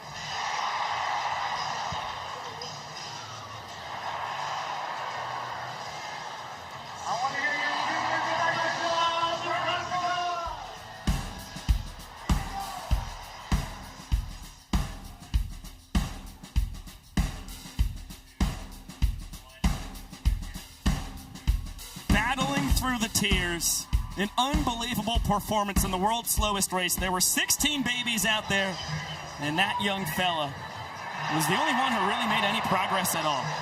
Domination start to finish, potential future Olympian. We'll keep our eyes on him, as it's a 1-1 count on Robert Anthony Cruz. Jared Donaldson out for his 5th inning of work. Just misses with the heater. It's Rack, Alexiadis, and Cox, 6, 7, and 8 in this Nanners lineup. Rack here in his 3rd world tour, known for his pop. No different here in 2026, pacing the squad with 3 home runs. And will earn the ball force sprint here. All 7 fielders behind the pitcher and catcher have to touch the ball before it is live. Textbook defense by the Firefighters. And Rack only gets 90 feet. He will give way to JT Sokolov, the Bananas designated runner who can pinch run 1 time every trip through the order. Yeah, he may be the team leader for the Bananas with 6 home runs this season, but he's taken a much more disciplined approach this season at the plate as well. The first time tonight, too, that the Bananas have gotten a leadoff man on in an inning. Alexiadis, home run in an elevator shaft. It's going to end up in the seats. No catch by the fans. By the way, Bika, one of the things that we've pointed out for the Firefighters pitching was a problem this year was ball force sprints. That was just the 2nd issue tonight. Great stop, Eric Jones Jr. Keeping Sokolov put at first base, the banana ball rookie. 6 stolen bases. He has been caught 4 times, as you can see. Alexiadis responsible for the only offense for the Bananas so far. Solo home run. That was the difference back in the 2nd. And here Mason Maxwell, tip drill. He'll grab it himself. Yes, he was able to come away with it.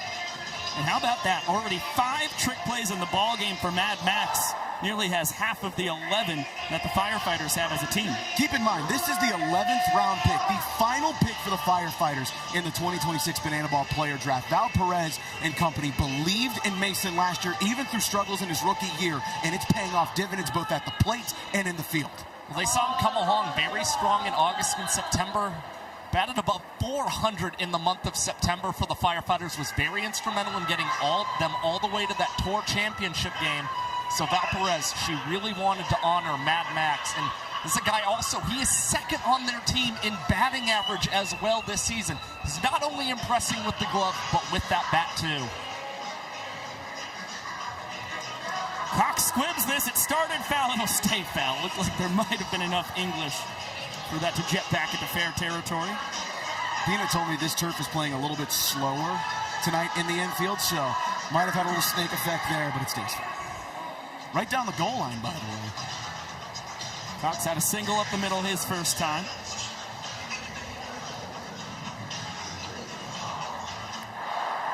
Spoils another 2-strike pitch. Chance for the fans. They're going to say it's caught in the hat. Do the umpires agree? Yes! How about that? Third base umpire, Heath Banks, right there on the call, and Cox fouls out to the fans here in Memorial Stadium. And oh, by the way, it's a Firefighter fan who made the catch, so the first fan-caught foul ball induced by the Firefighters is helped by a Firefighter fan! And caught in the hat.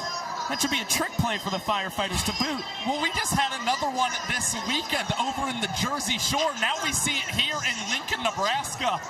And impressive stuff from the fans all across Banana Ball as JT Sokolov takes off and swipes second base against Eric Jones Jr. Ball and a strike on Ty Jackson. Make it 1-2 with Sokolov in scoring position now.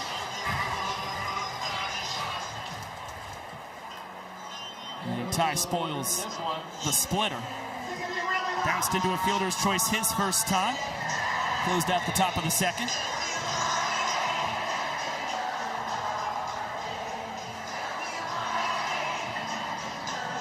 Another 1-2. Serve to straightaway center. Baseta looking up as it sails into the stands. Two-run tater for Ty Two-Fly. And a big hit with the man in scoring position as well for the Savannah Bananas, an area that they've struggled in over the past month and a half.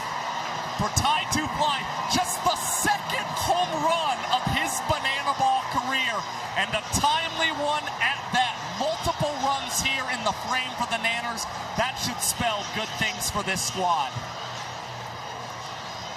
Does it against his former collegiate Bananas teammate. The guy who shared a locker room with each of the last 3 tours as well. Ty Jackson saves the homers for the biggest moments. His first career long ball was last September in Dyken Park, home of the Houston Astros. And now he goes long in front of the 3rd largest crowd in Banana Ball history. And as over 85,000 fans got to witness his second career Banana Ball home run, Jackson Olsen has something special for us. 2.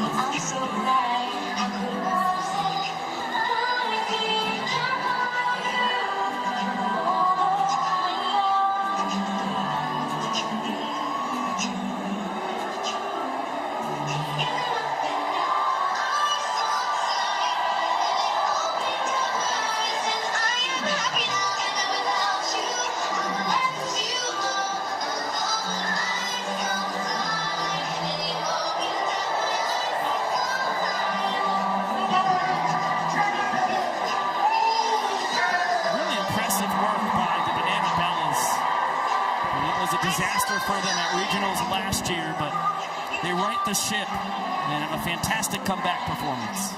And Olsen was really the guy who tried to spark that turnaround for them here in 2026. Great leadership on full display from the veteran. And I have still yet to watch Pitch Perfect. One day. I've heard it's hilarious. It's pretty funny, man. It's on the to-do list. Foul ball got a piece of Vincent Chapman, home plate umpire, as Jackson Olsen's rubbing his hands in the turf, trying to get a better grip on his lumber. Struck out swinging his first time. He's in an 0-2 hole here. And he takes the splitter below the knees. Can I be honest with you for a second? You would love that. I didn't know that was a Pitch Perfect reference either. You haven't seen it, huh? No. Not 1, 2. Isn't there a third one? I couldn't tell you. I know there too. Let me look up Anna Kendrick's IMDb while we're waiting. Another great take by Olsen as he's worked the count even at 2-2. Here in his 4th World Tour, 5th year as a Banana. He debuted summer 2022 in the Summer Series.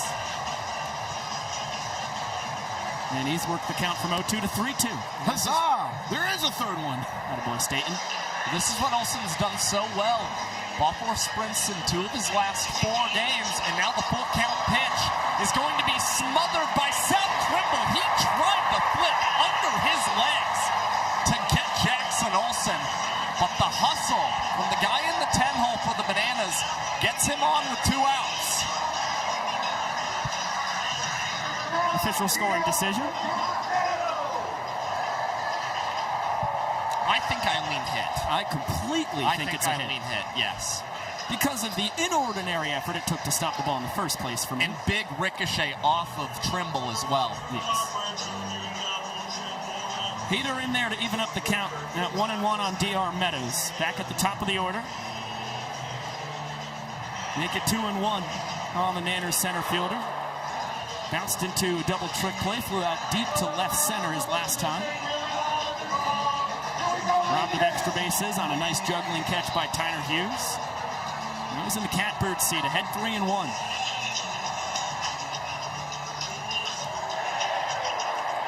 Count is full as we get to see a wave make its way through Memorial Stadium. It's been going on for minutes. Fans here in Lincoln are fantastic. Ball 4, another sprint, and the defense will be tested, especially here for the Firefighters. They are sharp. Make sure that Olsen doesn't get further than third base. And Stober and his teammates come out for some dabs. Runners on the corners. The world's tallest hitter, Dakota Stilts Albritton. And what a moment for the tallest athlete in the known universe. Dakota Stilts Albritton, the legend of the sport, here in his 6th World Tour. With runners on the corners, 2 runs already home. But the Nanners hungry for more. And I'll bet you he's got his eye on that 197 sign out to left field, albeit with a 50-foot net courtesy of Netting Pros. You never know. This could be the moment Stilts goes deep for the very first time. Rising fastball has it behind 1-2. Down swinging. High stinky cheese from Donaldson gets him his 5th punch out of the ball game. But a 2-run shot from one of the more unlikely sources for the Bananas, Ty Jackson, has the fellas in yellow with a chance to earn their 2nd point of the ball game, as we'll get it down to Jesse. Well, now we're taking it to another level. Because who came in last? Keller is going to race an actual turtle. This is Shelberta. And this is Keller. Keller, come a little closer over here. It is baby versus turtle for the first time ever. Baby, on your mark. Shelberta, on your mark. Get set. Go. And Shelberta's going to left. Shelberta's going to the left. Keller's chilling. Shelberta is moving. Keller's still standing there. Shelberta's kind of in the lead. Keller is taking a breather. Scheller is going completely. Shelberta is going this way. Keller is sitting. Shelberta is completely almost out of bounds. We should have known better by putting a turtle on the field. But wait. Here comes Shelberta. Keller still chilling. Shelberta making progress. Look at this turtle go. Keller still in 2nd. Here comes Shelberta. Keller still at the starting line. But Shelberta. Fans, we have answered the question. Could turtle beat baby? And the answer is yes! The winner, Shelberta. Shelberta. Full steam ahead. Sam Bauman, talk to our winner. Yeah, guys, we got Shelberta here. Shelberta rolling off here. Get in here. Shelberta, any comment on that big win for Turtles everywhere? Not much for words. Not much for words, but a big win, guys. Babies are not looking good today. Not good for babies. Not at all, but a great night for Big J journalism. Thank you, Sam Bauman. By the way, I believe that was a tortoise, not a turtle, not to get technical. So it was a battle between man and tortoise, or baby and tortoise. Yes. Since we're getting technical. Finally landed on it, I think. Pretty sure, not certain, but I've watched a lot of Planet Earth. David Attenborough was watching. I think he'd say tortoise. High pop, right side. Alexiadis cruising in. Big call. Tip drill. DR Meadows tipping it back up and into the hat. As it'll be a double trick play. Nanders cut the trick play deficit to 4. As they hunt that elusive equalizer point. They need more trick plays than the Firefighters, who are the home team, heading into our final inning to earn a point that only the away squad can garner.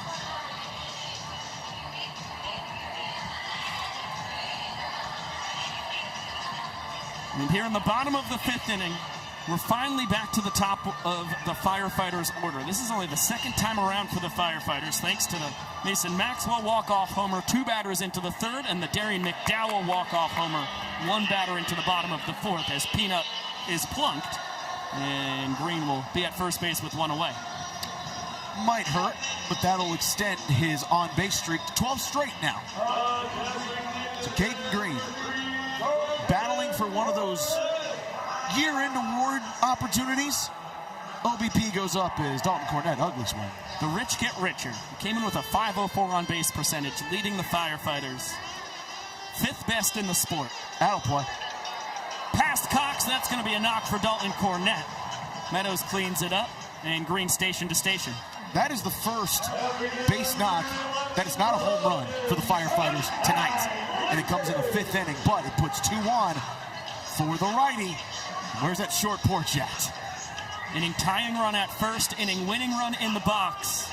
And Logan Lacey, who had a 2-run homer to walk off the 3rd inning 2 nights ago in Haymarket Park. Golden opportunity to turn this inning on its head. KJ can't snag the bare hand. Now would wager an infield single. Definitely. It is confirmed.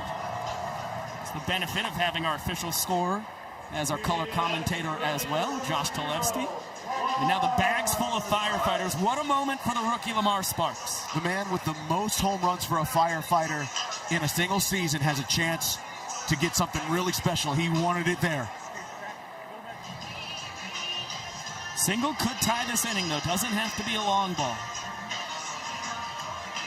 Liner straight up the middle, diving snag, rack, but he scooped it. He goes to Olsen for 1. Nobody was covering first. Throw home in time. One of the more absurd double plays you will ever see.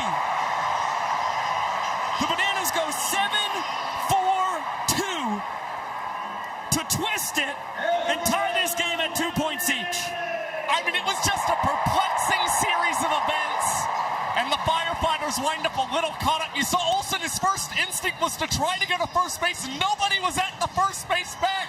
Luckily, Bill Leroy signaling to Olsen, throw home, and they're able to gun down Peanut to nut this ball game at 2 points apiece.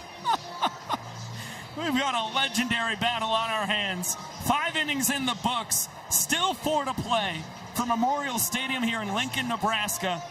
Over 85,000 fans have had a treat so far, and now we're going to get a full group dance. Tyler Brady!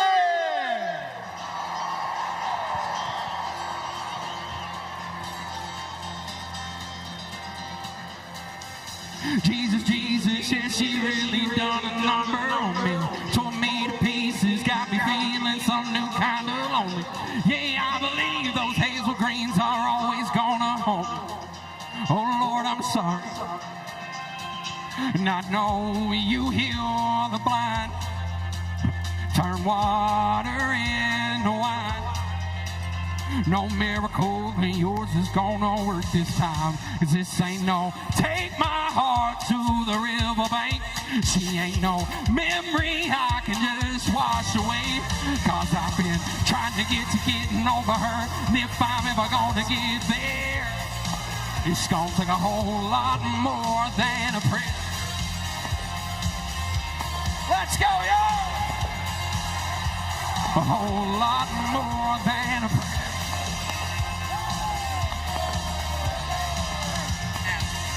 Give it up one more time for Tyler Brady!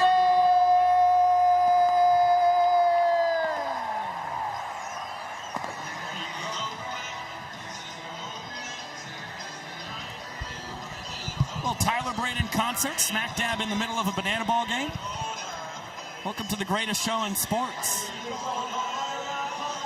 You see, it'll be 3, 4, and 5 due to swing it for the Nanners as we are cruising to the 6th inning. Good pace here in the 3rd largest banana ball game all time. Jared Donaldson has scattered 3 runs on 4 hits, 3 sprints, 5 punchies across 5 innings of work. And at 87 pitches, he's out for a 6th frame. Yeah, and you saw some laborious work for Jared Donaldson in the 5th. 36 pitches for the right-hander in an inning that lasted a little over 8 minutes.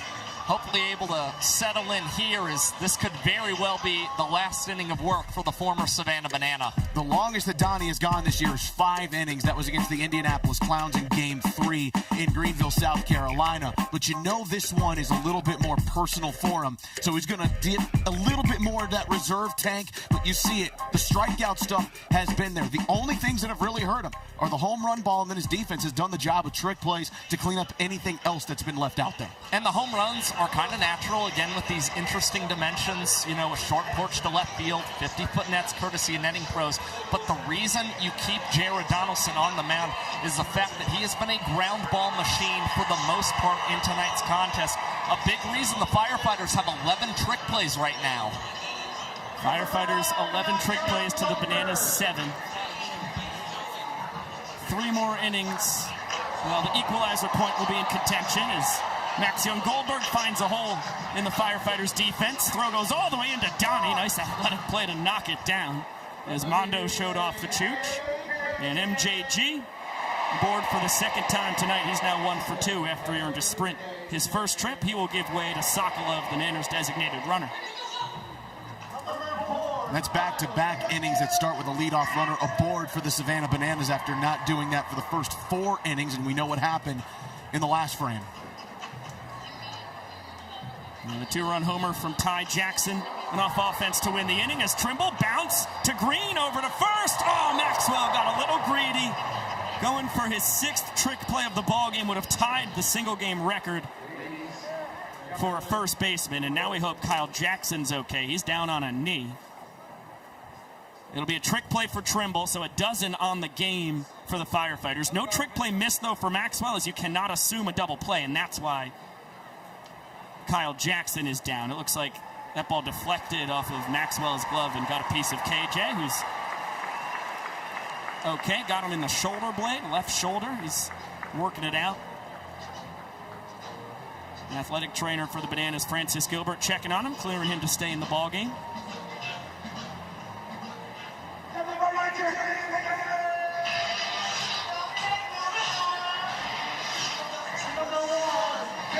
So Sokolov off the base paths. K-Jack replaces him at first. And now Bill Leroy, the catcher and captain. Couple ground balls on the evening so far. He's into a combined 4 trick plays on them.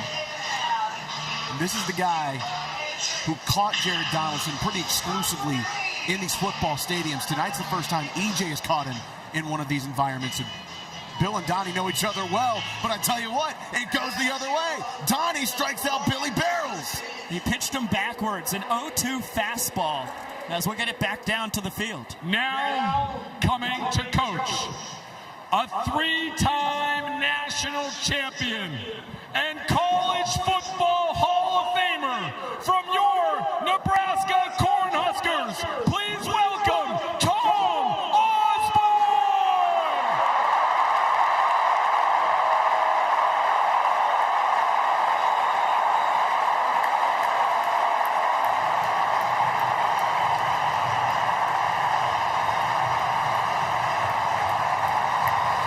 Tough to find a greater legend when it comes to Nebraska football than Tom Osborne, the pride of Hastings, Nebraska, about an hour and 40 minutes west of Lincoln. 3 of their 5 national championships with Osborne at the helm of the Cornhuskers. A career record of 255 and 49, 13 conference titles. The .836 career winning percentage. Legend of the sport. And to take the long trip around the field to get the applause from all of the Cornhuskers fans here in attendance tonight. And you just see the smile pretty wide for Adam Byron as well. Again, this was a guy who was coming to games here growing up and certainly idolized Tom Osborne, everything he did for this program. Now he's the guy who gets to escort him on the golf cart. That is special stuff. Byron and Osborne taking their time. Going to get up close and personal with every corner of Memorial Field as the full capacity crowd gets to celebrate the 1999 College Football Hall of Fame inductee. And even their athletic director, 2007 to 2013.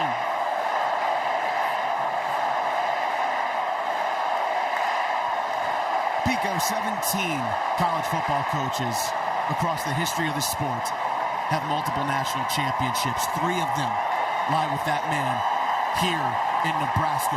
3 with the likes of Urban Meyer, Newt Rockne, Barry Switzer, Pop Warner. You're seeing a legend of rare air right here back at home.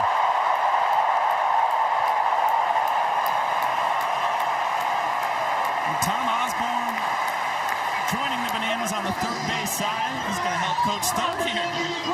I mean, that's just one of those moments that gives you chills. To see 85,000 people standing up, giving Tom Osborne that ovation, and also leading the Go Big Red chant, it doesn't get any bigger than that. Well, Tom Osborne looks on as Robert Anthony Cruz has himself a 2-0 count against Jared Donaldson. There goes KJ from first. Throw from EJ. On a hop. Perfect and in time. Nice scoop and tag from Caden Green as EJ guns down Kyle Jackson. Donnie fired up too because he didn't have the best stuff there right off the entrance, but he gets help from his longtime battery mates in front of a legend.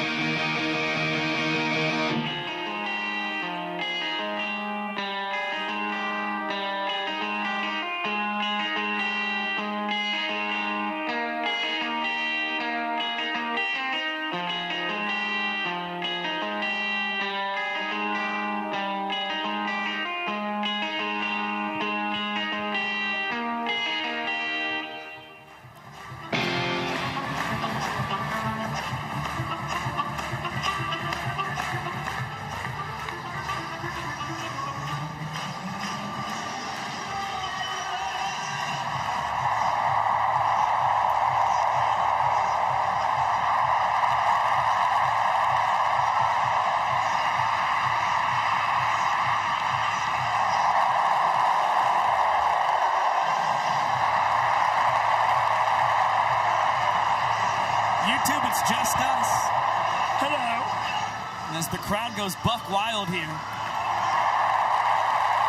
Wow, Texas mom checking in from the Clowns Gator game. Morgantown, West Virginia.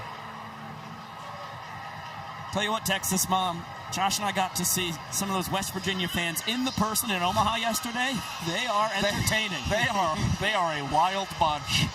They love their baseball. They love their booze. They love their coonskin caps.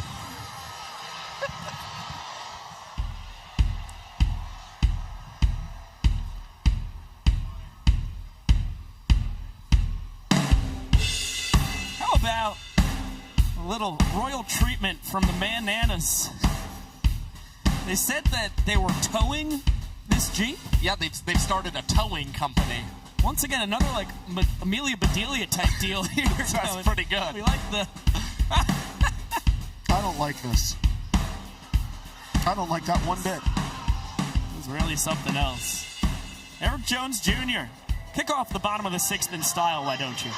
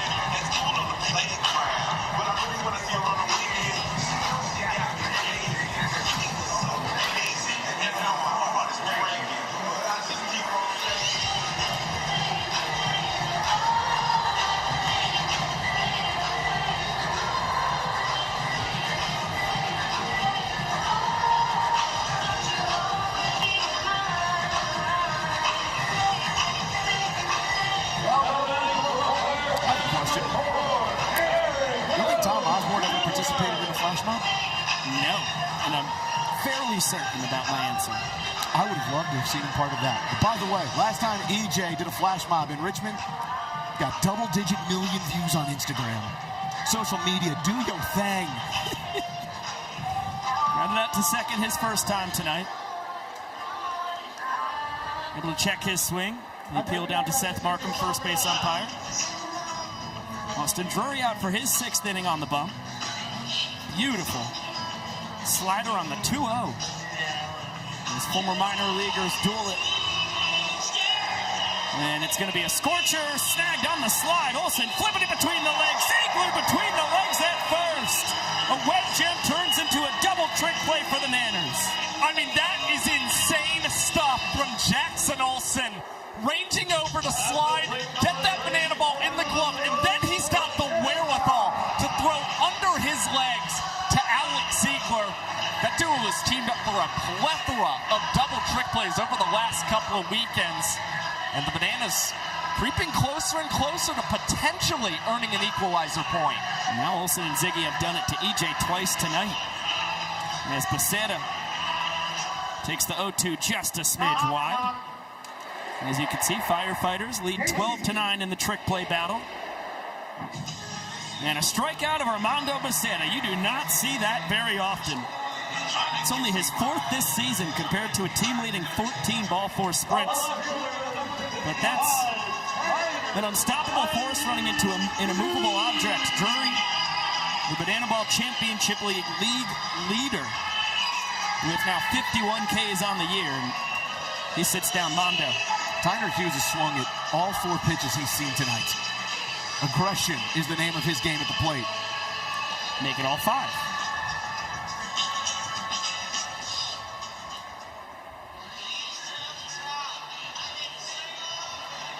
Not going to swing at that. Held my breath for a minute.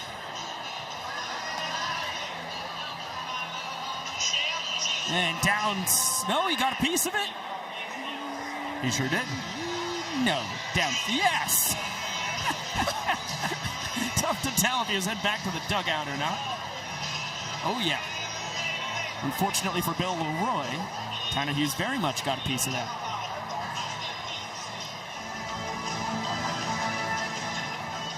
We'll get ourselves another 1-2 to the kid out of Dyer, Tennessee. It's in the Gibson County Hall of Fame. And bounces this one back to Austin Drury. He will flip it under the leg. Ziggy has to scoop it to save the trick play for his pitcher. And 3 trick plays on the inning for the Nanners. Drury, a perfect bottom of the 6th inning, as we are still tied at 2. And it's the Bananas reaching double digits in trick plays and keeping us all square at 2 points apiece.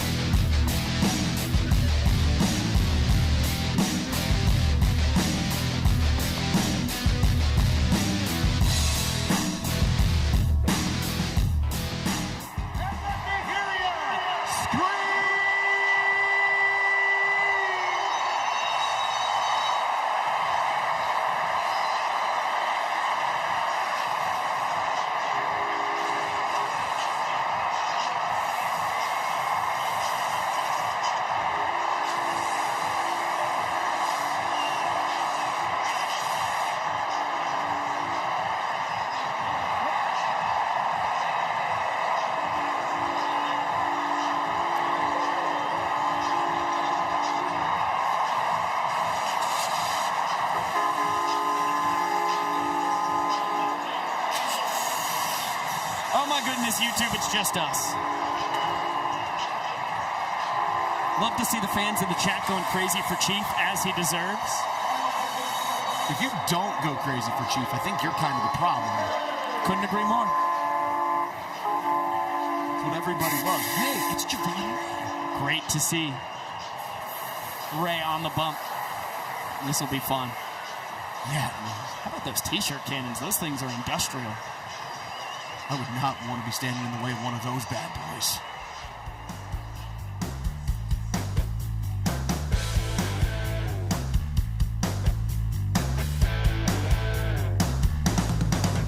Caden Green, a 2020 2022 collegiate banana here in his second year as the shortstop for the Firefighters. And an absurd season he's putting up. That is leading the Firefighters in batting average, ribeyes, ball force sprints, OPS, and trick plays. Turning into a superstar here in Banana Ball. And joining us on the broadcast, Peanut, what's this experience been like here in front of 85,000 fans? I mean, no words. You can't explain it. This is so special, and I'm so blessed to get to be a part of this. Truly, never forget a moment. Not only for me, but hopefully for everyone here, too. No, I asked you this at Fire Drill Live. If I had gone back in time in our DeLorean that we have here in Banana Land and told you in 2022, you'd be playing for a team called the Firefighters in front of 85,000 people. Hello, South Trimble. What in the world? Oh, my goodness. And also, by the way, you'd be playing next to a guy who does magic for a living. What would you have said back in 2022? I would call you crazy. I'm not going to lie. I would call you crazy. But, man, like I said, so blessed to be here. You already do call me crazy a lot anyway, so we'll keep it there. Nah. We got Javon Ray on the mound for your Firefighters, Peanut. My guy. Roomies. My roommate right here. This is my brother. He's actually going to be at my wedding. But is he really? Yeah.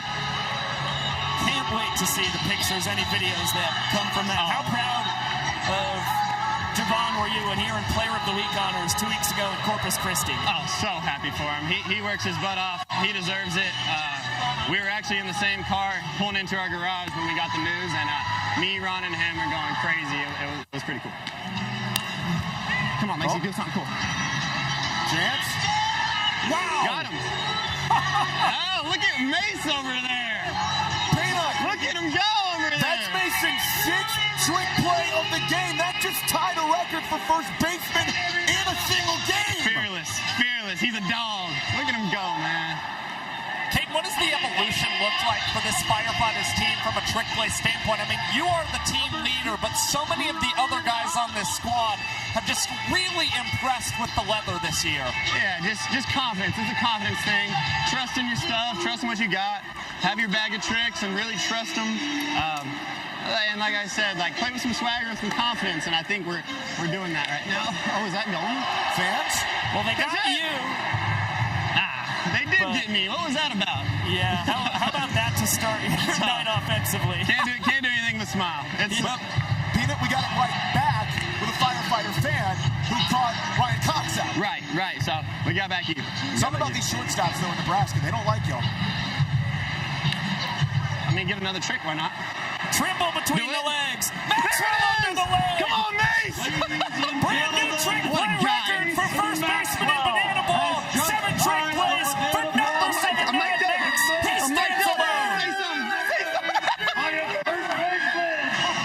Come on, baby.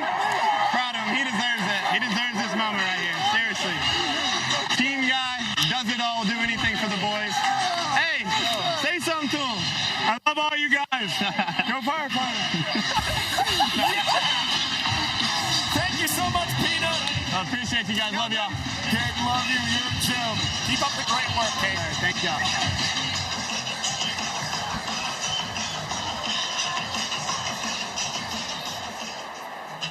I think Derek Glenn was about to sing. Cut my heart about 1-2 times, so I need to question the reason I'm yours. I'm yours. Now move the earth and lose the fun just to say a smile. Cause you got no choice. No choice. Not trying to be your part-time lover. Sign me up for that full-time. I'm yours. I'm yours. So what a man gotta do? What a man gotta do to be totally locked up by you? What a man gotta say? What a man gotta pray to be a last good night and a first good day? What a man gotta do? What a man gotta do to be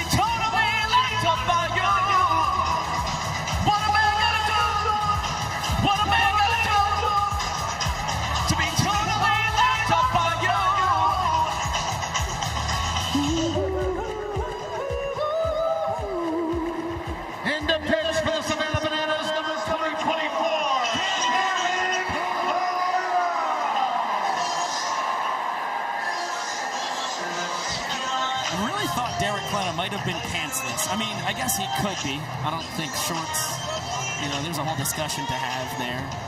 Do they count as pants? No, it's a completely different thing. That would make two of us, by the way, because I thought he was pantsless as well. Well, he's going to pitch in his sans pants. In his underoos. Yeah, it looks like it is just his sliders. Klena, nice outing last weekend.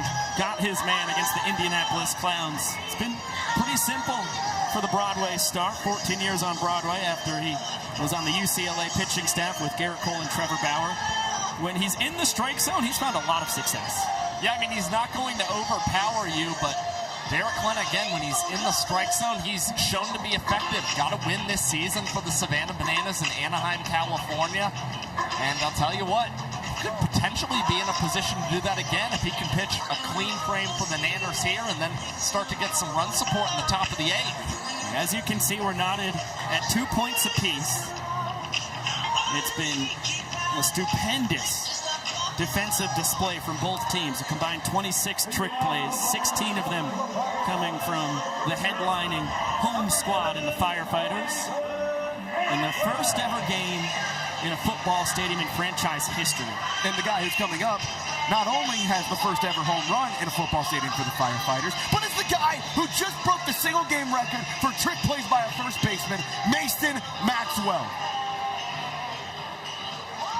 And I think he'd beat me up if I didn't get to shout out that he's a huge Jordan Burroughs fan, one of the best grapplers in U.S. history, a New Jersey cat who did his college wrestling here in Lincoln at Nebraska.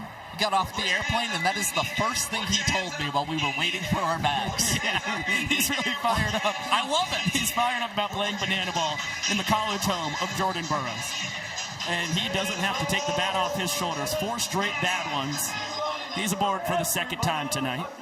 And we'll respect the Bananas sprint defense as he parks it at first base.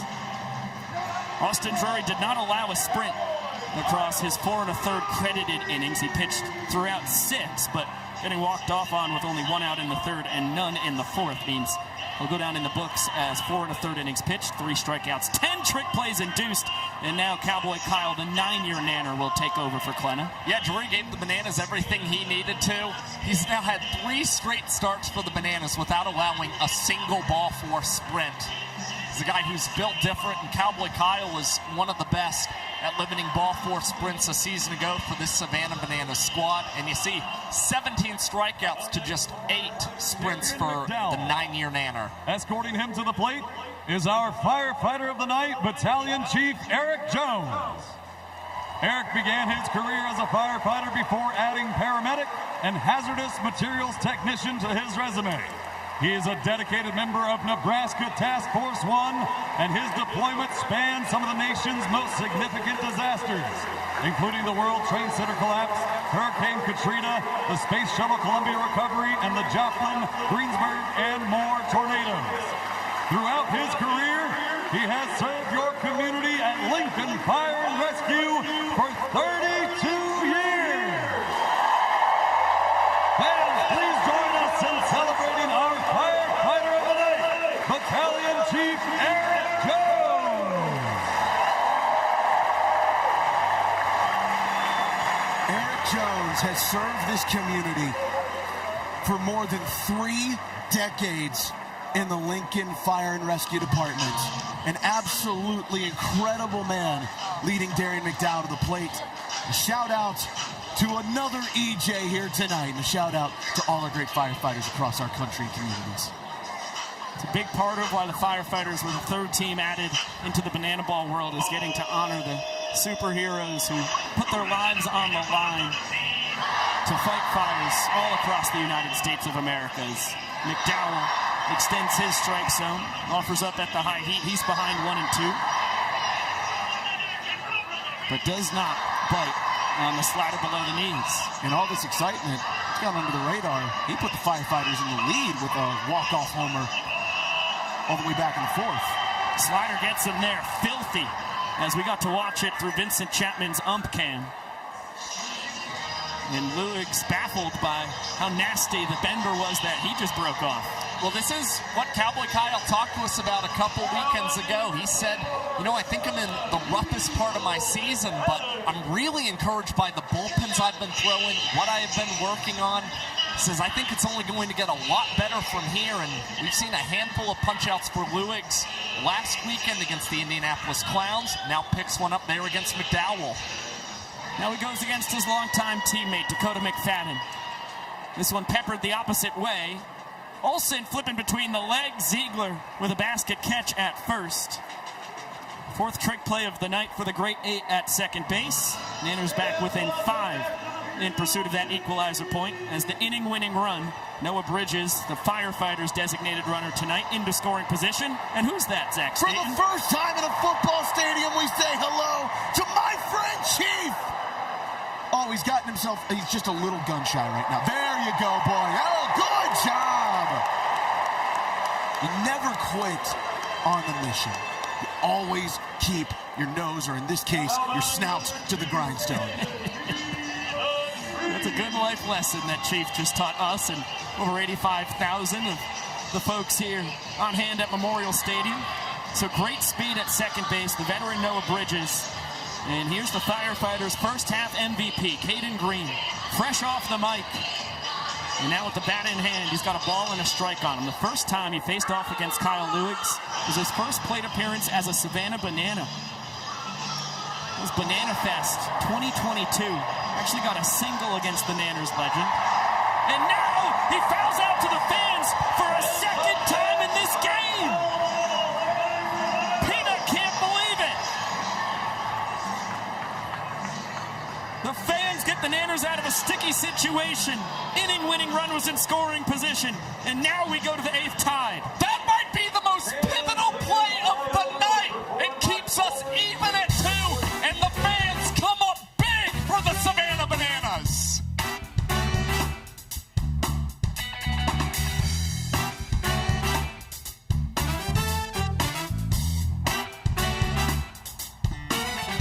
Time for tonight's Flyover Crew.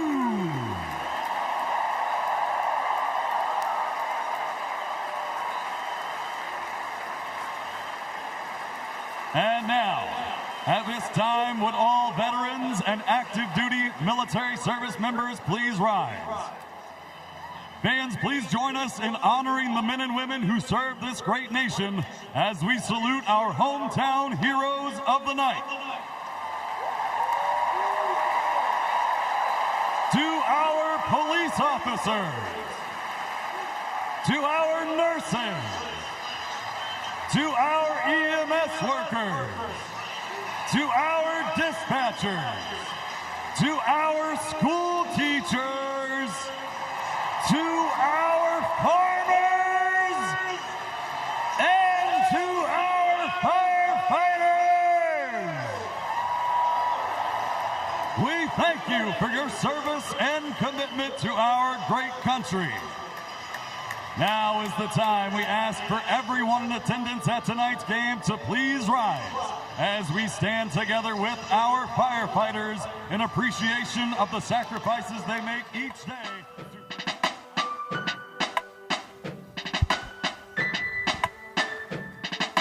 Let's take a look at tonight's Smooth Plays, brought to you by Tropical Smoothie Cafe. It's been a trick play clinic put on by the Firefighters here in their first ever game in a football stadium, and led by their first baseman, Mason Maxwell, a record 7 trick plays, the most we've ever seen by a first baseman in our sports history. And let's not let it go under the radar. South Trimble's got 5 already. It's obviously already been overtaken by Mason's record, but South Trimble at second base has 5 of those bad boys too. Javon Ray out for his second inning of relief. Ty Jackson poked the opposite way, and McDowell with the tip into the magic hat of Trimble. South has his 6th trick play on the ball game. It's another double trick play for the Firefighters, who are up to 18 on the night. Look, I'm not saying the single game record overall is in jeopardy yet, because I don't know for sure. But I would be starting to get a little bit sweaty if I were you at home and you had it against that. Well, the single game record is 33, so we are 4 away from tying it. between the Bananas and Firefighters. Between that and just the single game individual record. Firefighters are 4 away from that. That's 22 trick plays. Tailgaters set less than a month ago. Maxwell!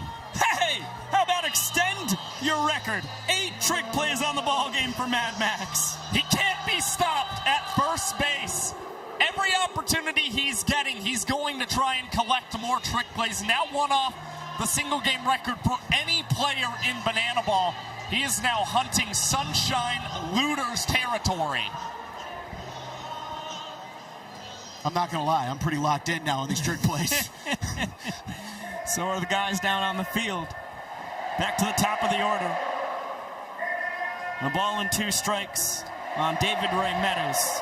Ground out, fly out, work the ball for a sprint. Back in the 5th inning. Mad Max having a spirited discussion with somebody off stage right. I think that might be viral. It is Adam Viral. I saw a "that counts" from Mason Maxwell, and he's right. That does count. Key being getting the ball in the air on the transfer between the legs. And now Caden Green, between the leg transfer, over to Maxwell. Another trick play, 20 on the game for the Firefighters. Peanut with his second and team-leading 54th of the year. This is an incredible, historic night trick play-wise for the Firefighters, and they're not done yet. A chance to take the lead in the bottom of the 8th.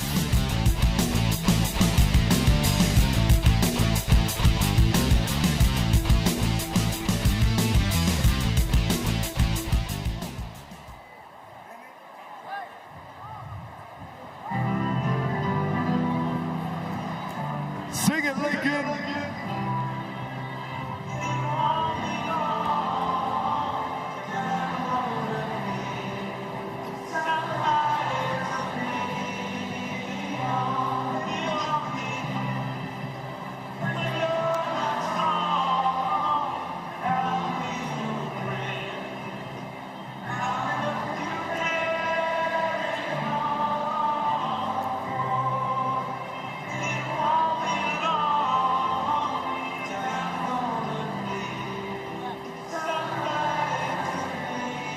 Let's get even louder.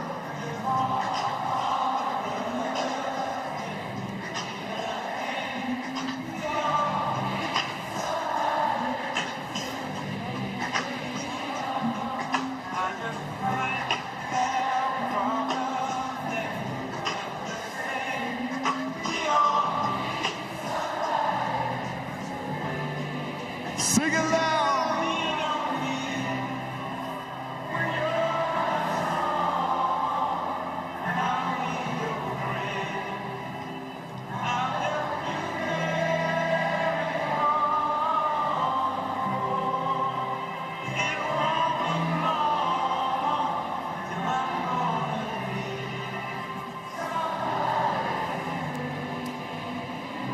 Lincoln, you have been absolutely amazing.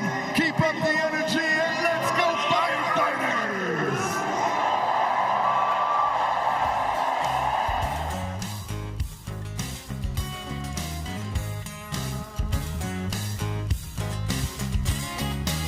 Over 85,000 fans, a full capacity crowd here in Memorial Stadium in Lincoln, Nebraska, lighting up the sky in the middle of the 8th inning. In a tied game, 2 points apiece between the Savannah Bananas and the home team Firefighters, who are putting on a heck of a show in their first ever football stadium banana ball game. As the Nanners go to the best closer in the history of the sport, Danny Hosley, trying to keep this game tied, going to our final inning. Pitching in his 10th straight game for the Savannah Bananas, a man with 5 wins, only 1 loss this season, and on a streak of 11 2/3 innings without allowing an earned run for his squad.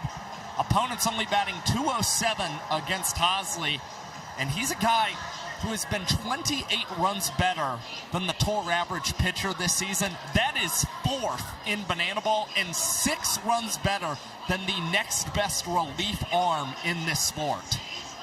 Love when we get to talk VORP on the Firefighters YouTube channel, the ESPN app, and Disney+. However, what about the guy coming up to the plate? Might I take you back to October 4th, 2025 when Dalton Cornette, in a winner-take-all showdowns in the World Tour semifinals, homered off of Danny Hosley. Could he do it here again? It was the first series showdowns in Banana Ball history. Cornette ended it before the Nanners even got to take a swing in the bottom half. He's in an 0-2 hole here. He's able to spoil the Vulcan changeup, Hosley's best pitch. There's also a low 90s fastball and a 12-6 curve in his back pocket. He's working quickly. Misses with the heater. Dalton Cornette has 9 walk-offs this year. That is trailing Reese Alexiadis now by 2. And these guys have been battling since the 2023 World Tour. It was Cornette's second and Hosley's debut in the sport. Rolls this over to Olsen. Fields it between the legs. Ziegler between the legs at first. No chance for the equalizer for the Bananas. They're just doing it for the love of the game. Another double trick play from Olsen and Ziggy. I mean, they're just trying to show off. And the thing is, they trust Danny Hosley. But even if they miss the trick plays here, they know he's going to get outs regardless. This is the tour leader in earned run average pitching for the Savannah Bananas. And they're desperately trying to win this ball game and hold the Firefighters at bay. It's now Hosley battling against the veteran Logan Lacey. Took me a second to do the math. By the way, we just tied Banana Ball's single-game trick play record. 33 trick plays as Kyle Jackson, a Superman dive, takes extra bases away from his counterpart, Logan Lacey. And Ty Jackson has burst onto the field of play to hype up Kyle Jackson. A web gem for the Nanners superstar. And that was probably going to be extra bases for Logan Lacey. Now Lamar Sparks. He takes the fastball for strike 1. Ground out and a line out for Lamar. Stung the ball his last time. Was robbed of a hit by a fantastic diving catch from Robert Anthony Cruz. 0-2. Able to spit on the Vulcan change. Skipping in there. 1-2. Fouled away. We'll do it again. Home runs in Richmond, El Paso, Corpus Christi, Wichita. 5 of his last 7 series he's gone yard in. Deep down the right field line, Alexiadis runs out of room. And the fans do not make a play either on the big hopper.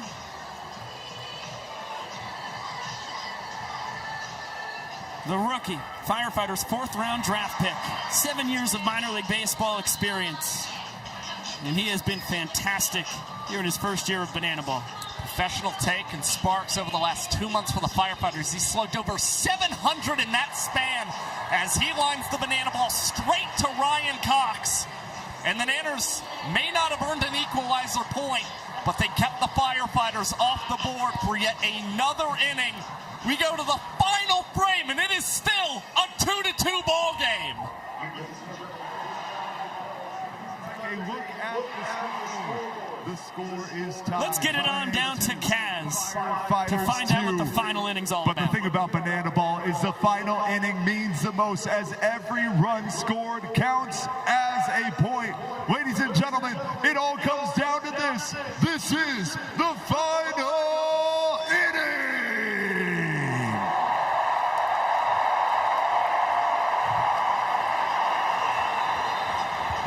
We heard it from the man himself. Every run scored in the ninth counts as a point. Hardly matters when you enter tied, though.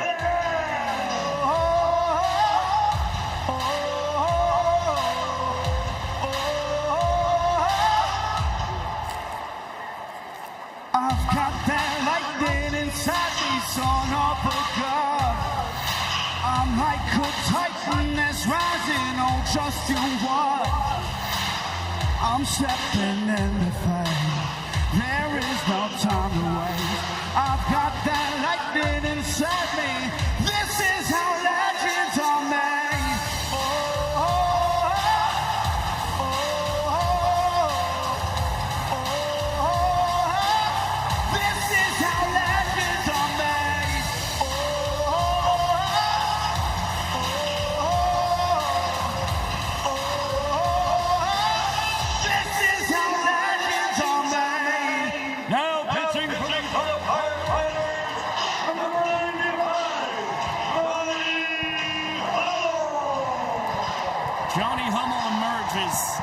in the midst of over 85,000 fans with flames blasting the sky. It's Johnny Lightning who looks to send the Firefighters to the bottom of the ninth, still tied at 2.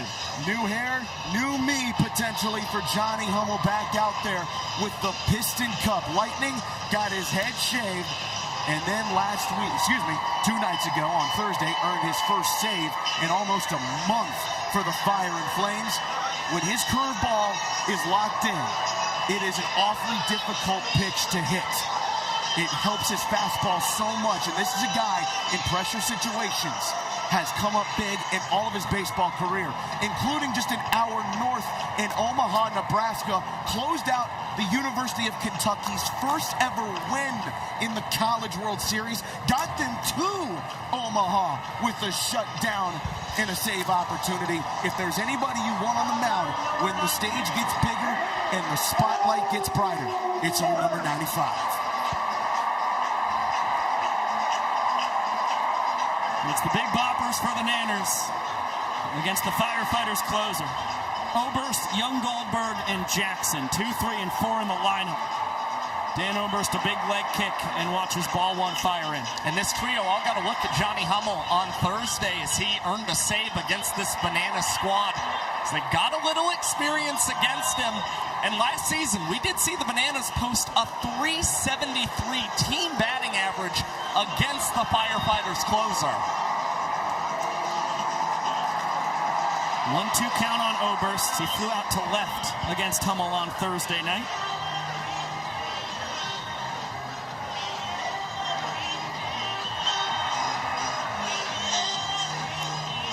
And pops this one a mile high, right side. Maxwell, an adventurous route, comes away with the banana ball for out number 1 here in the ninth. Look, there have been a couple plays right in a row defensively where Mason Maxwell could have been record chasing. He could have gotten the record-tying 9th trick play in a single game, but on the last 2, I think he's shown really good judgment. Don't go for it. Get the out in a tie game. Max Young Goldberg ahead of ball and no strikes. Tries to hold up, check down to third. Heath Banks said he held up. 2-0 on MJG, who has reached twice. A sprint and a single with a strikeout sandwiched in between. Heater misses in. Fastballs usually about 88 to 91 miles an hour from Hummel. Zach's talked about the hammer of a curveball he's got. He also has a slider that's pretty cuttery as well. It's a hard slider. And the heater just misses. MJG waited for the call from Vincent Chapman. He's got his second sprint of the night. His tour leading 27th on the year. And the go-ahead run is aboard with 1 out. Now the inning in the hands of Kyle Jackson, who lined out to end the game against Johnny Hummel on Thursday. It was the first time Hummel had ever retired Kyle Jackson when they faced off. KJ was previously 2 for 2 with a ball 4 sprint against Hummel. The loopy liner into the mid of Eric Jones Jr., the showman of the game, who was holding down first base on Thursday night.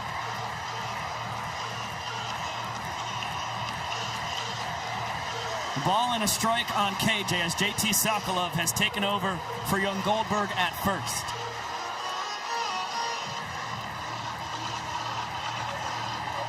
Swing and a miss. There's the slider. It was disgusting.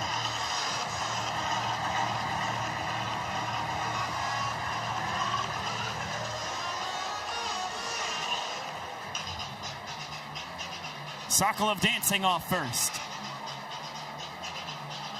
Same pitch. This time KJ wise to it.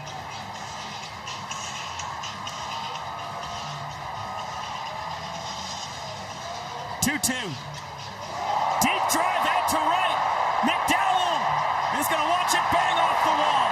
Sokolov to third. KJ follows him to second. It's a screamer of a double as JT back to the bag, just ahead of the throw from Maxwell. Heads up play by the Firefighters. Sokolov survives it. And now we've got a heck of a discussion down the third baseline.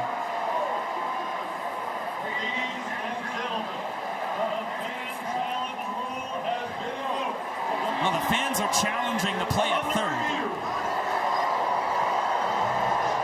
Can't take it with you, but from the angles I've seen so far, I don't know there's anything I could see that would overturn this. It's one of those things. Can't take it home with you if you're the fans. But the call was correct by Heath Banks. The ruling on the field is confirmed. The runner is safe. You could cut the tension with a knife here in Memorial Stadium. The third largest crowd in banana ball history, over 85,000 fans on hand. And they're about to see a golden batter. The Savannah Bananas are invoking the golden batter rule. Hitting in the place of Bill Leroy is the Savannah Bananas golden batter. Please welcome Max Young Goldberg. How about this spot for the Bananas' lone rookie in their lineup? Their second-round draft pick, Max Young Goldberg. He worked a sprint to start this rally. He worked a sprint against Johnny Hummel 2 nights ago down the street in Haymarket Park. And he is very late on a fastball to fall behind 0-1. 5 Firefighters are in the infield. They are playing as shallow as can be with just 2 outfielders and nobody in left field. Peter misses high to even up the count. Well, the Bananas know this guy can work a plate appearance. Max Young Goldberg, his lone golden batter opportunity, flew out. Now trying to come through for this Nanner squad as he takes a called strike on the inside corner. The slider gets Hummel back ahead. 1-2. Young Goldberg able to hold off it. Tyner Hughes, the left fielder, has come in to man the center of this infield. He joins Lacey, Green, Trimble, and Maxwell. Becerra and McDowell, the only outfielders. Heater misses low, and the count is full. Ball 4 will drive in 2 runs. MJG set a Pioneer League record with 130 RBIs last year. Can't come up with the 2 biggest ribeyes of his Bananas career here. Hummel bears down and gets a massive K. Look, that's where you see what Johnny Hummel brings to the table. Back against the wall. Ball 4 sprint would put you down 2. Attacks right after a guy he just put on the base pads. And now 2 outs. And it's Robert Anthony Cruz. Went to that slider cutter hybrid. It fooled MJG. And Rack, the veteran, 0 for 2 on the night. But a sprint back in the 5th inning. And a run scored on the Ty Jackson homer. Trying to play hero for the Bananas. Fastball just misses. There's one thing we know about Rack. He's got that clutch gene. Saw a game-tying home run in the 9th in Chapel Hill. Did it in the Banana Ball Open as well. Just trying to get a good piece against Johnny Hummel and see if he can score Sokolov. Swings through the fastball to even up the count. Deuce is wild. 2 balls, 2 strikes, 2 outs. 2 runners in scoring position. Hummel to Cruz. Swing and a miss! Back to the slider! Johnny Hummel, ice in his veins as he strands a pair of Nanners in scoring position. You do not see that level of emotion from Johnny Hummel, except for tonight. He knows the stage. He knows the setting. He knows what this means for firefighter history. Back against the wall. Back-to-back Ks. Let's get it on back down to Kaz.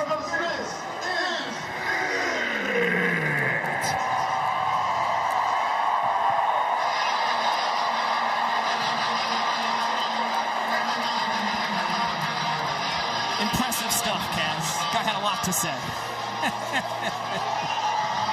Man, a few words with a lot of height. And take a look at this. Eric Jones Jr., the legendary Savannah Banana, the Firefighters' first-round draft pick.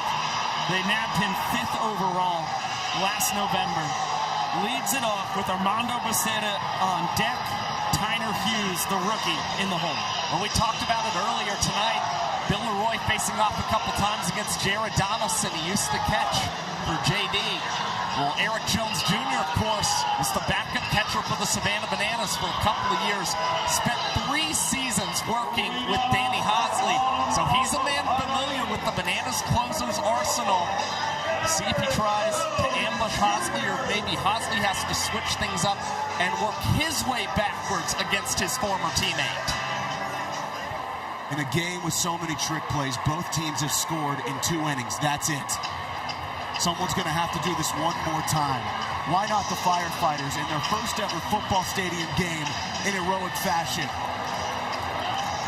There's a Vulcan changeup for strike 1. The fastball cut on and missed for strike 2. Hosley working quickly.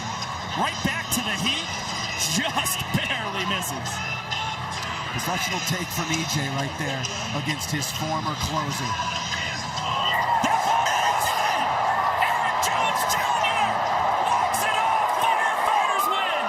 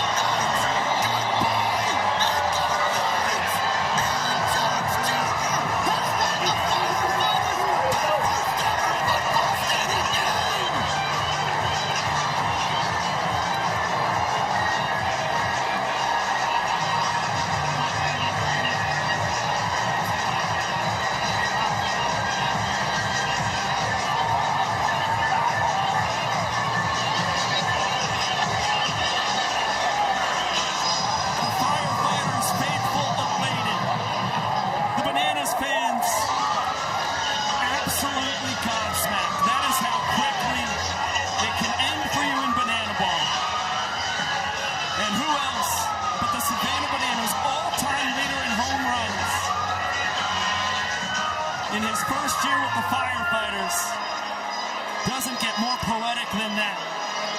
The biggest swing of his Firefighters career.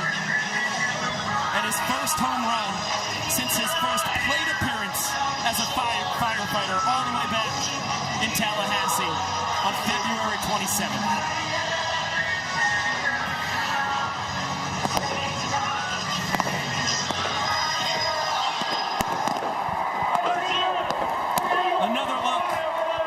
The swing that won it for the Firefighters.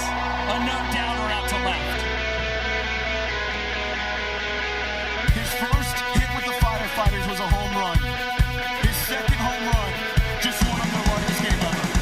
The story speaks for itself, Biko Scala and Josh Zalewski. What a night for this brand. What a night for this team.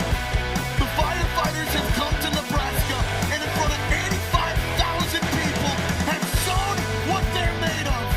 And it's bookended by 2 former Savannah Bananas and Jared Donaldson and Eric Jones Jr.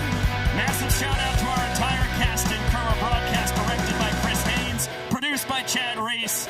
For Josh Talevsky, Zach State, and Sam Bauman, I am Biko Scala saying so long for now, and of course we will see you later!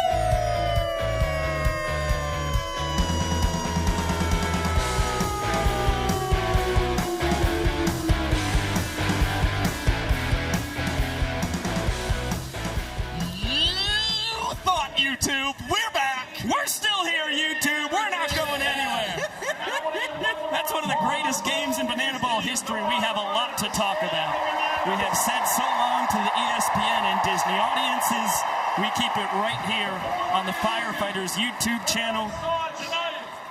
It's on the short list for the biggest wins in Firefighters history, right up there with the Dalton Cornett swing in series showdowns to send them to the championship last year. And as you can see, Sam Bauman patiently waiting with the Firefighters hero, Eric Jones Jr. Let's not make him wait any longer. Down to SB we go. Yeah, the waiting was over the minute Eric Jones stepped up to bat there in the bottom of the ninth. EJ, we talked pregame. You said, not a day to hit the ball on the ground. Prove that. I hit 2 ground balls. I did not have fun. I hit it in the air one time. I had a lot of fun. EJ, talk to me about this team, this fight, this stage. This team has so much grit. We come in every day. We work. We worked when it was cold. We work when it's hot. It doesn't matter. Every single day we put the work. We got some young guys. Everybody's learning. Everybody's taking steps forward. We're coming together. What does it say about the Firefighters to do this in front of 80,000+ people against the boys in yellow over there? They're scrappy. Everybody had this weekend circled. We know that we're going to be seeing these guys some more in the future. We're ready for whatever comes next. Eric Jones, you have a good game? I did. Had a lot of fun. Thank you, Lincoln. Thank you, the Coles. What an amazing day. Thank you, Sam. EJ, thank you. We're going to go find Donnie here now. Huh? How about, let's find Donnie. EJ, good work, good work. Let's go find Donnie, guys. There he is. There's it. That's quick. Asking you shower to see. Hey, I jinxed you, man. We're not going to talk about it. How does it feel to start a game like this in front of 80,000+, and then it ends like that? Yeah, I got 8 guys behind me every day. We got all the guys on the side over here backing me up the whole game. To God be the glory, man. Just come in here, have fun. We got Animal Mason Max on first base. He told me before the game he's going to have as many trick plays as he can. He rips 4 out in the first 2 innings. Yeah, man, God's good. Talk to EJ, yourself, former Bananas, coming out here on a stage like this, proving the Firefighters. Man, we got some fight, huh? Yeah, dude, it's fun to work with EJ back there, man. He knows the pitches that I want before I even get up there. And, yeah, shook him up once, gave a home run to Reese. Shouldn't have happened, but, yeah, hey, we live and we learn. Hey, let's bring in Mason Maxwell, because Mason Maxwell is our showman of the game. Mason, a record-breaking night, an unforgettable performance as a team. I mean, how can you put it in perspective? Man, when you got people that push you every day and work to one goal at the end of the year and just having fun and trusting each other, that's when all the things align, and we've been having a blast, man. Donnie, you said before the game, this is going to be a big one for you? Yeah. The left field wall is right into my swing path. But then trick plays, man. All my infielders, they put them right there. And when you got a guy you share first base with, like EJ, man, he just pushes me, and we push each other. And he hit a walk-off today, so it's just like, yeah, he's a brother, so he's awesome. What's this game say about the guy that's getting me ground balls? That's pretty sick. Finally, what's this game say about the Firefighters for the rest of the year? We're back. We're back, baby. We have a good offense, we have a good defense, and we have good pitching. Let's go! Enough said, guys. You get it? Yeah. Yeah, those are the 3 keys to having a great Banana Ball team. Mad Max laid it all on the line right there, and he is your showman of the game here at the conclusion of this 2-game set. The first time the Firefighters have ever swept the Bananas in a series. Couldn't have come at a better time. At Mad Max, a record 8 trick plays at first base, beat the previous record by 2. And he was 1 shy of the single game total record, led by Jonathan Sunshine Lunars at 9. But then he had the first ever home run in a football stadium for the Firefighters. And just for added measure, that guy goes for the trick play record. This might be, in terms of Firefighter brand, it might be the greatest weekend in the history of this team as you take a look at how we got to where we are tonight. The trick plays 20, the most ever in a game by the Firefighters. You have Mason Maxwell set the record for first baseman. But the story of this weekend is going to revolve around number 4 in red tonight. Eric Jones Jr. He didn't get a chance to play that second game in Grayson Stadium, but he did not get a hit in Game 1 back in March. You knew this weekend he wanted this one bad. He got it and did some in a moment that will stand the test of time. And the moments created by the man with Sam Bauman, Jesse Cole, will stand the test of time as well. Thanks, Zach. Hopefully you guys aren't tired of me yet. I know you're not tired of seeing this guy, Jesse Cole. Jesse, we look at a place like Nebraska, Lincoln. Many people would say it's a place you fly over, but you had your eyes on Lincoln, and it proved to be a place you want to fly to for a moment like this. Well, this was special, and I don't know if fans realize what they just witnessed. That might have been the greatest game in Banana Ball history. When you think of everything that just happened, the speed of the game, records broken with Mason Maxwell, records tied with trick plays, fan-caught foul balls, huge performances, walk-offs, a game-winning home run in the 9th inning. That's Banana Ball at its best. And boy, we've worked so hard to get here. We've played at all these football stadiums. Everyone's been hard. There's been challenges. They haven't gone as well as planned. But we showed tonight in front of 85,000 fans what Banana Ball can be. I am so proud of the Firefighters. Think about the road they've been on. Starting a few years ago, ups and downs, challenging year last year. And then to be here, their first football stadium, and put on that show and show up like the way they did. And Eric Jones Jr., man, what a story. Come back and finish that. Oh, man, Banana Ball has come so far, and I owe so much to these guys to come up like that and perform this way with this crowd, this pressure. It is not easy to perform in front of 5,000 fans, let alone 85,000 fans. Banana Ball has come so far, and I'm so proud. And I'll tell you this, these Nebraskan fans, they got something that very few people get when it all comes together, firing on all cylinders. I'm just so proud right now. Jesse, you look at a year we've had, we're almost at the midway point, and you could think, oh, the fatigue sets in. But you hit a moment like this where it feels like we've only just begun again, right? That's the beauty of Banana Ball. Every night it's brand new. And, we tried a lot of things. We had turtles on the field tonight. We had brand new promotions. And we had, performers. And then, boy, honoring Tom Osborne and Eric Crouch. And just, that's what makes Banana Ball great. It just brings people together. And to see the crowd, the response to Tom Osborne, obviously a legend here. And then see us try new things and get huge responses from the crowd. Man, it's just, we try so many things every single night. And so many nights things don't go well, whether it's sound issues, whether it's a promotion that wasn't casted right, or whether it was a game, and sometimes we just don't play well. But when it all comes together, it's magic. And I think that's what we work for. We work for those nights of the magic, where it comes together and you look around and everyone, the crowd, not one fan had left tonight. It was a fast game, walk-offs, you didn't miss anything. We actually had to slow down the game with Tom Osborne's entrance because we were intentionally going so fast. When the magic happens, that's what we work for every single day. And I'm so grateful 85,000 fans, our players, our cast got to feel it. Because once you feel it, you want more of that. And you're right, we're halfway through the year, but if this is where we are right now, good luck the rest of the way. Tell you what, Jesse said this may have been the greatest game in Banana Ball history. That might have been the best, greatest Jesse Cole interview we've had in Banana Ball history. Guys, put a bow on it. Sam, can you do me a favor and tell Jesse Cole that this is the best night of my professional life as well? I'll tell him in a little bit, yeah. Thank you very much. What a night. What a night, what a moment. An incredible weekend for the Firefighters. An incredible weekend for Banana Ball in the third largest game in the history of the sport. And the first time the Firefighters ever play in a football stadium, Jesse is never short of the perfect words after a magical night like that, but he laid it out really well. I mean, the show that the Firefighters put on, and between these 33 trick plays, between the Bananas with 13 and the Firefighters with 20, not one trick play missed in this ball game, which is absolutely astounding, especially when you think about the degree of difficulty. I mean, these guys were doing some really high-level stuff and never came up empty on any of the opportunities. And when you think about all 3 points coming on walk-off home runs for the Firefighters, I mean, you couldn't have scripted a better night. That is the beauty of Banana Ball. Josh Talevsky, he's the statistical savant of the sport. I can't wait to hear what he's got to say. Zach Staten is the voice of the Firefighters. Congratulations on the best moment in your professional career. I completely understand it. I'm Biko Scala.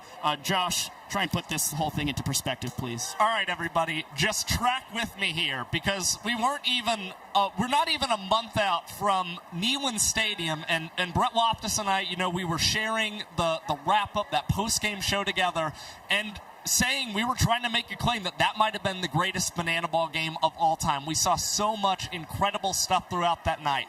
But I'm going to try and list out really everything that happened throughout this ball game, which includes, but is not limited to, we had a first pitch that counts from Eric Crouch. We had a record tying 33 trick plays with 0 missed. Great catch by you, my friend. We also saw every run in this ballgame scored on home runs. The beauty of the football stadiums at work. It also ended in a walk-off victory for the Firefighters. 85,000 people got to witness this walk-off win. But beyond that, incredible performances. Derek Klenick comes out, does a big number. The Banana Bellas were performing with Jackson Olsen. You got another EJ flash mob. Tyler Braden comes out and performs as well. Tom Osborne circles around the stadium and gets that ovation. Everyone in Lincoln is going crazy, shouting, "Go Big Red." It is unbelievable, the things that happened tonight. And it's very similar to what we experienced in Knoxville, but here's the kicker. Here's where we did better. Tonight's ball game was played in 1 hour and 51 minutes. You had all of these things that I listed out in less than 2 hours. hours. Jesse was talking about how fast this game went. He wasn't joking around. This is one of the most complete banana ball performances I have ever seen, not only from a gameplay standpoint, but all the entertainment that encompassed tonight as well. It was the 414th banana ball game ever played, and I think that's a pretty compelling argument for why it might have been the best ever. Zach Staten, your final thoughts after this wild one here. Firefighters represent heroism, courage, bravery, and grit. There were so many things that represented all of those words. Let's go back to the top of the ninth. Johnny Hummel was facing runners on second and third with one out, and he got back-to-back strikeouts with a ball four sprint on the table against Max Young Goldberg with the golden batter. It's those things that get you to where you have the ultimate storybook ending for Eric Jones Jr. But those acts cannot go unnoticed. South Trimble had 5 trick plays in this game at second base, playing for Tyner Hughes, who was at a completely different position. So much went into this night for the Firefighters. I think the Savannah Bananas, they're going to be fine. Look, this has been a tough stretch. That team is talented. You saw the grit there tonight, too. How many guys are going to get walk-off hits off Danny Hosley this year? I bet you I'll probably count it on one hand. But tonight and this weekend, what the Firefighters just accomplished, from what Josh just said, with entertainment to what you saw statistically, it will go down, in my estimation, as probably the greatest weekend in this brand's history. And I'm so blessed to be a part of it, to see this for the first time. What we all just got to witness, man, you can't put into words how cool this job is and how cool this sport is. And I cannot tell you how thankful I am. Well, don't look now, because we've got a football stadium in July. We've got 3 games in Wrigley Field and then a series in Savannah between these two teams. So I have a good idea that this thing might even take another level, but this might be as good as it's been until now. Let's get a look at what we have on the docket next week, because, surprise, surprise, it's going to be another epic weekend of Banana Ball. That's just what this sport does here in the inaugural season of the Banana Ball Championship League. It starts Thursday night on the Coconuts YouTube channel. Firefighters and Coconuts playing the first ever Banana Ball game in the great state of New Hampshire up there in Manchester. And at the very same night, just 1 hour later, in Nashville, one of the greatest Banana Ball cities we've ever experienced, Party Animals YouTube channel as they take on the Tailgaters, the top team in the sport. And then the following night, on Friday night, the Bananas and Clowns will kick off a 3-game series in Great American Ballpark in Cincinnati. That'll be on the Clowns YouTube channel. We will also have it on the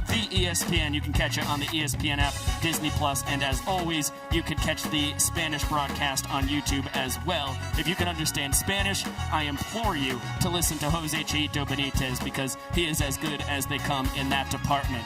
It's going to be tough to top this wild weekend of Banana Ball, but I trust this sport to do just that. What an insane night we had here in Lincoln, and thank you so much for spending it with us in virtual Banana Land. I got them out quickly at the end of our ESPN and Disney broadcast. They deserve another shout out because they are absolute superstars. For everybody in the control room, they are rock stars, and Chris Haynes, our director, leading that really incredible crew on the other side of the Mississippi in an hour in the future as far as time and space goes. And right here in Lincoln, Nebraska, our broadcast produced by the legend himself with the most beautiful hair this side of the Mississippi, Mr. Chad Reese. Our executive producer, Josh Richardson, on hand, playing a massive role as always. And down on the field, Sam Bauman, a legendary performance for him as well. A big thank you to Josh Talevsky, Zach Staten. I am Biko Scala saying so long for now. Cannot wait to see you in the YouTube chats, Coconuts and Party Animals on Thursday night. And Josh and I can't wait to talk to you on the Clowns YouTube channel on Friday, Saturday, and Sunday. Until we see you next weekend, we will see you later!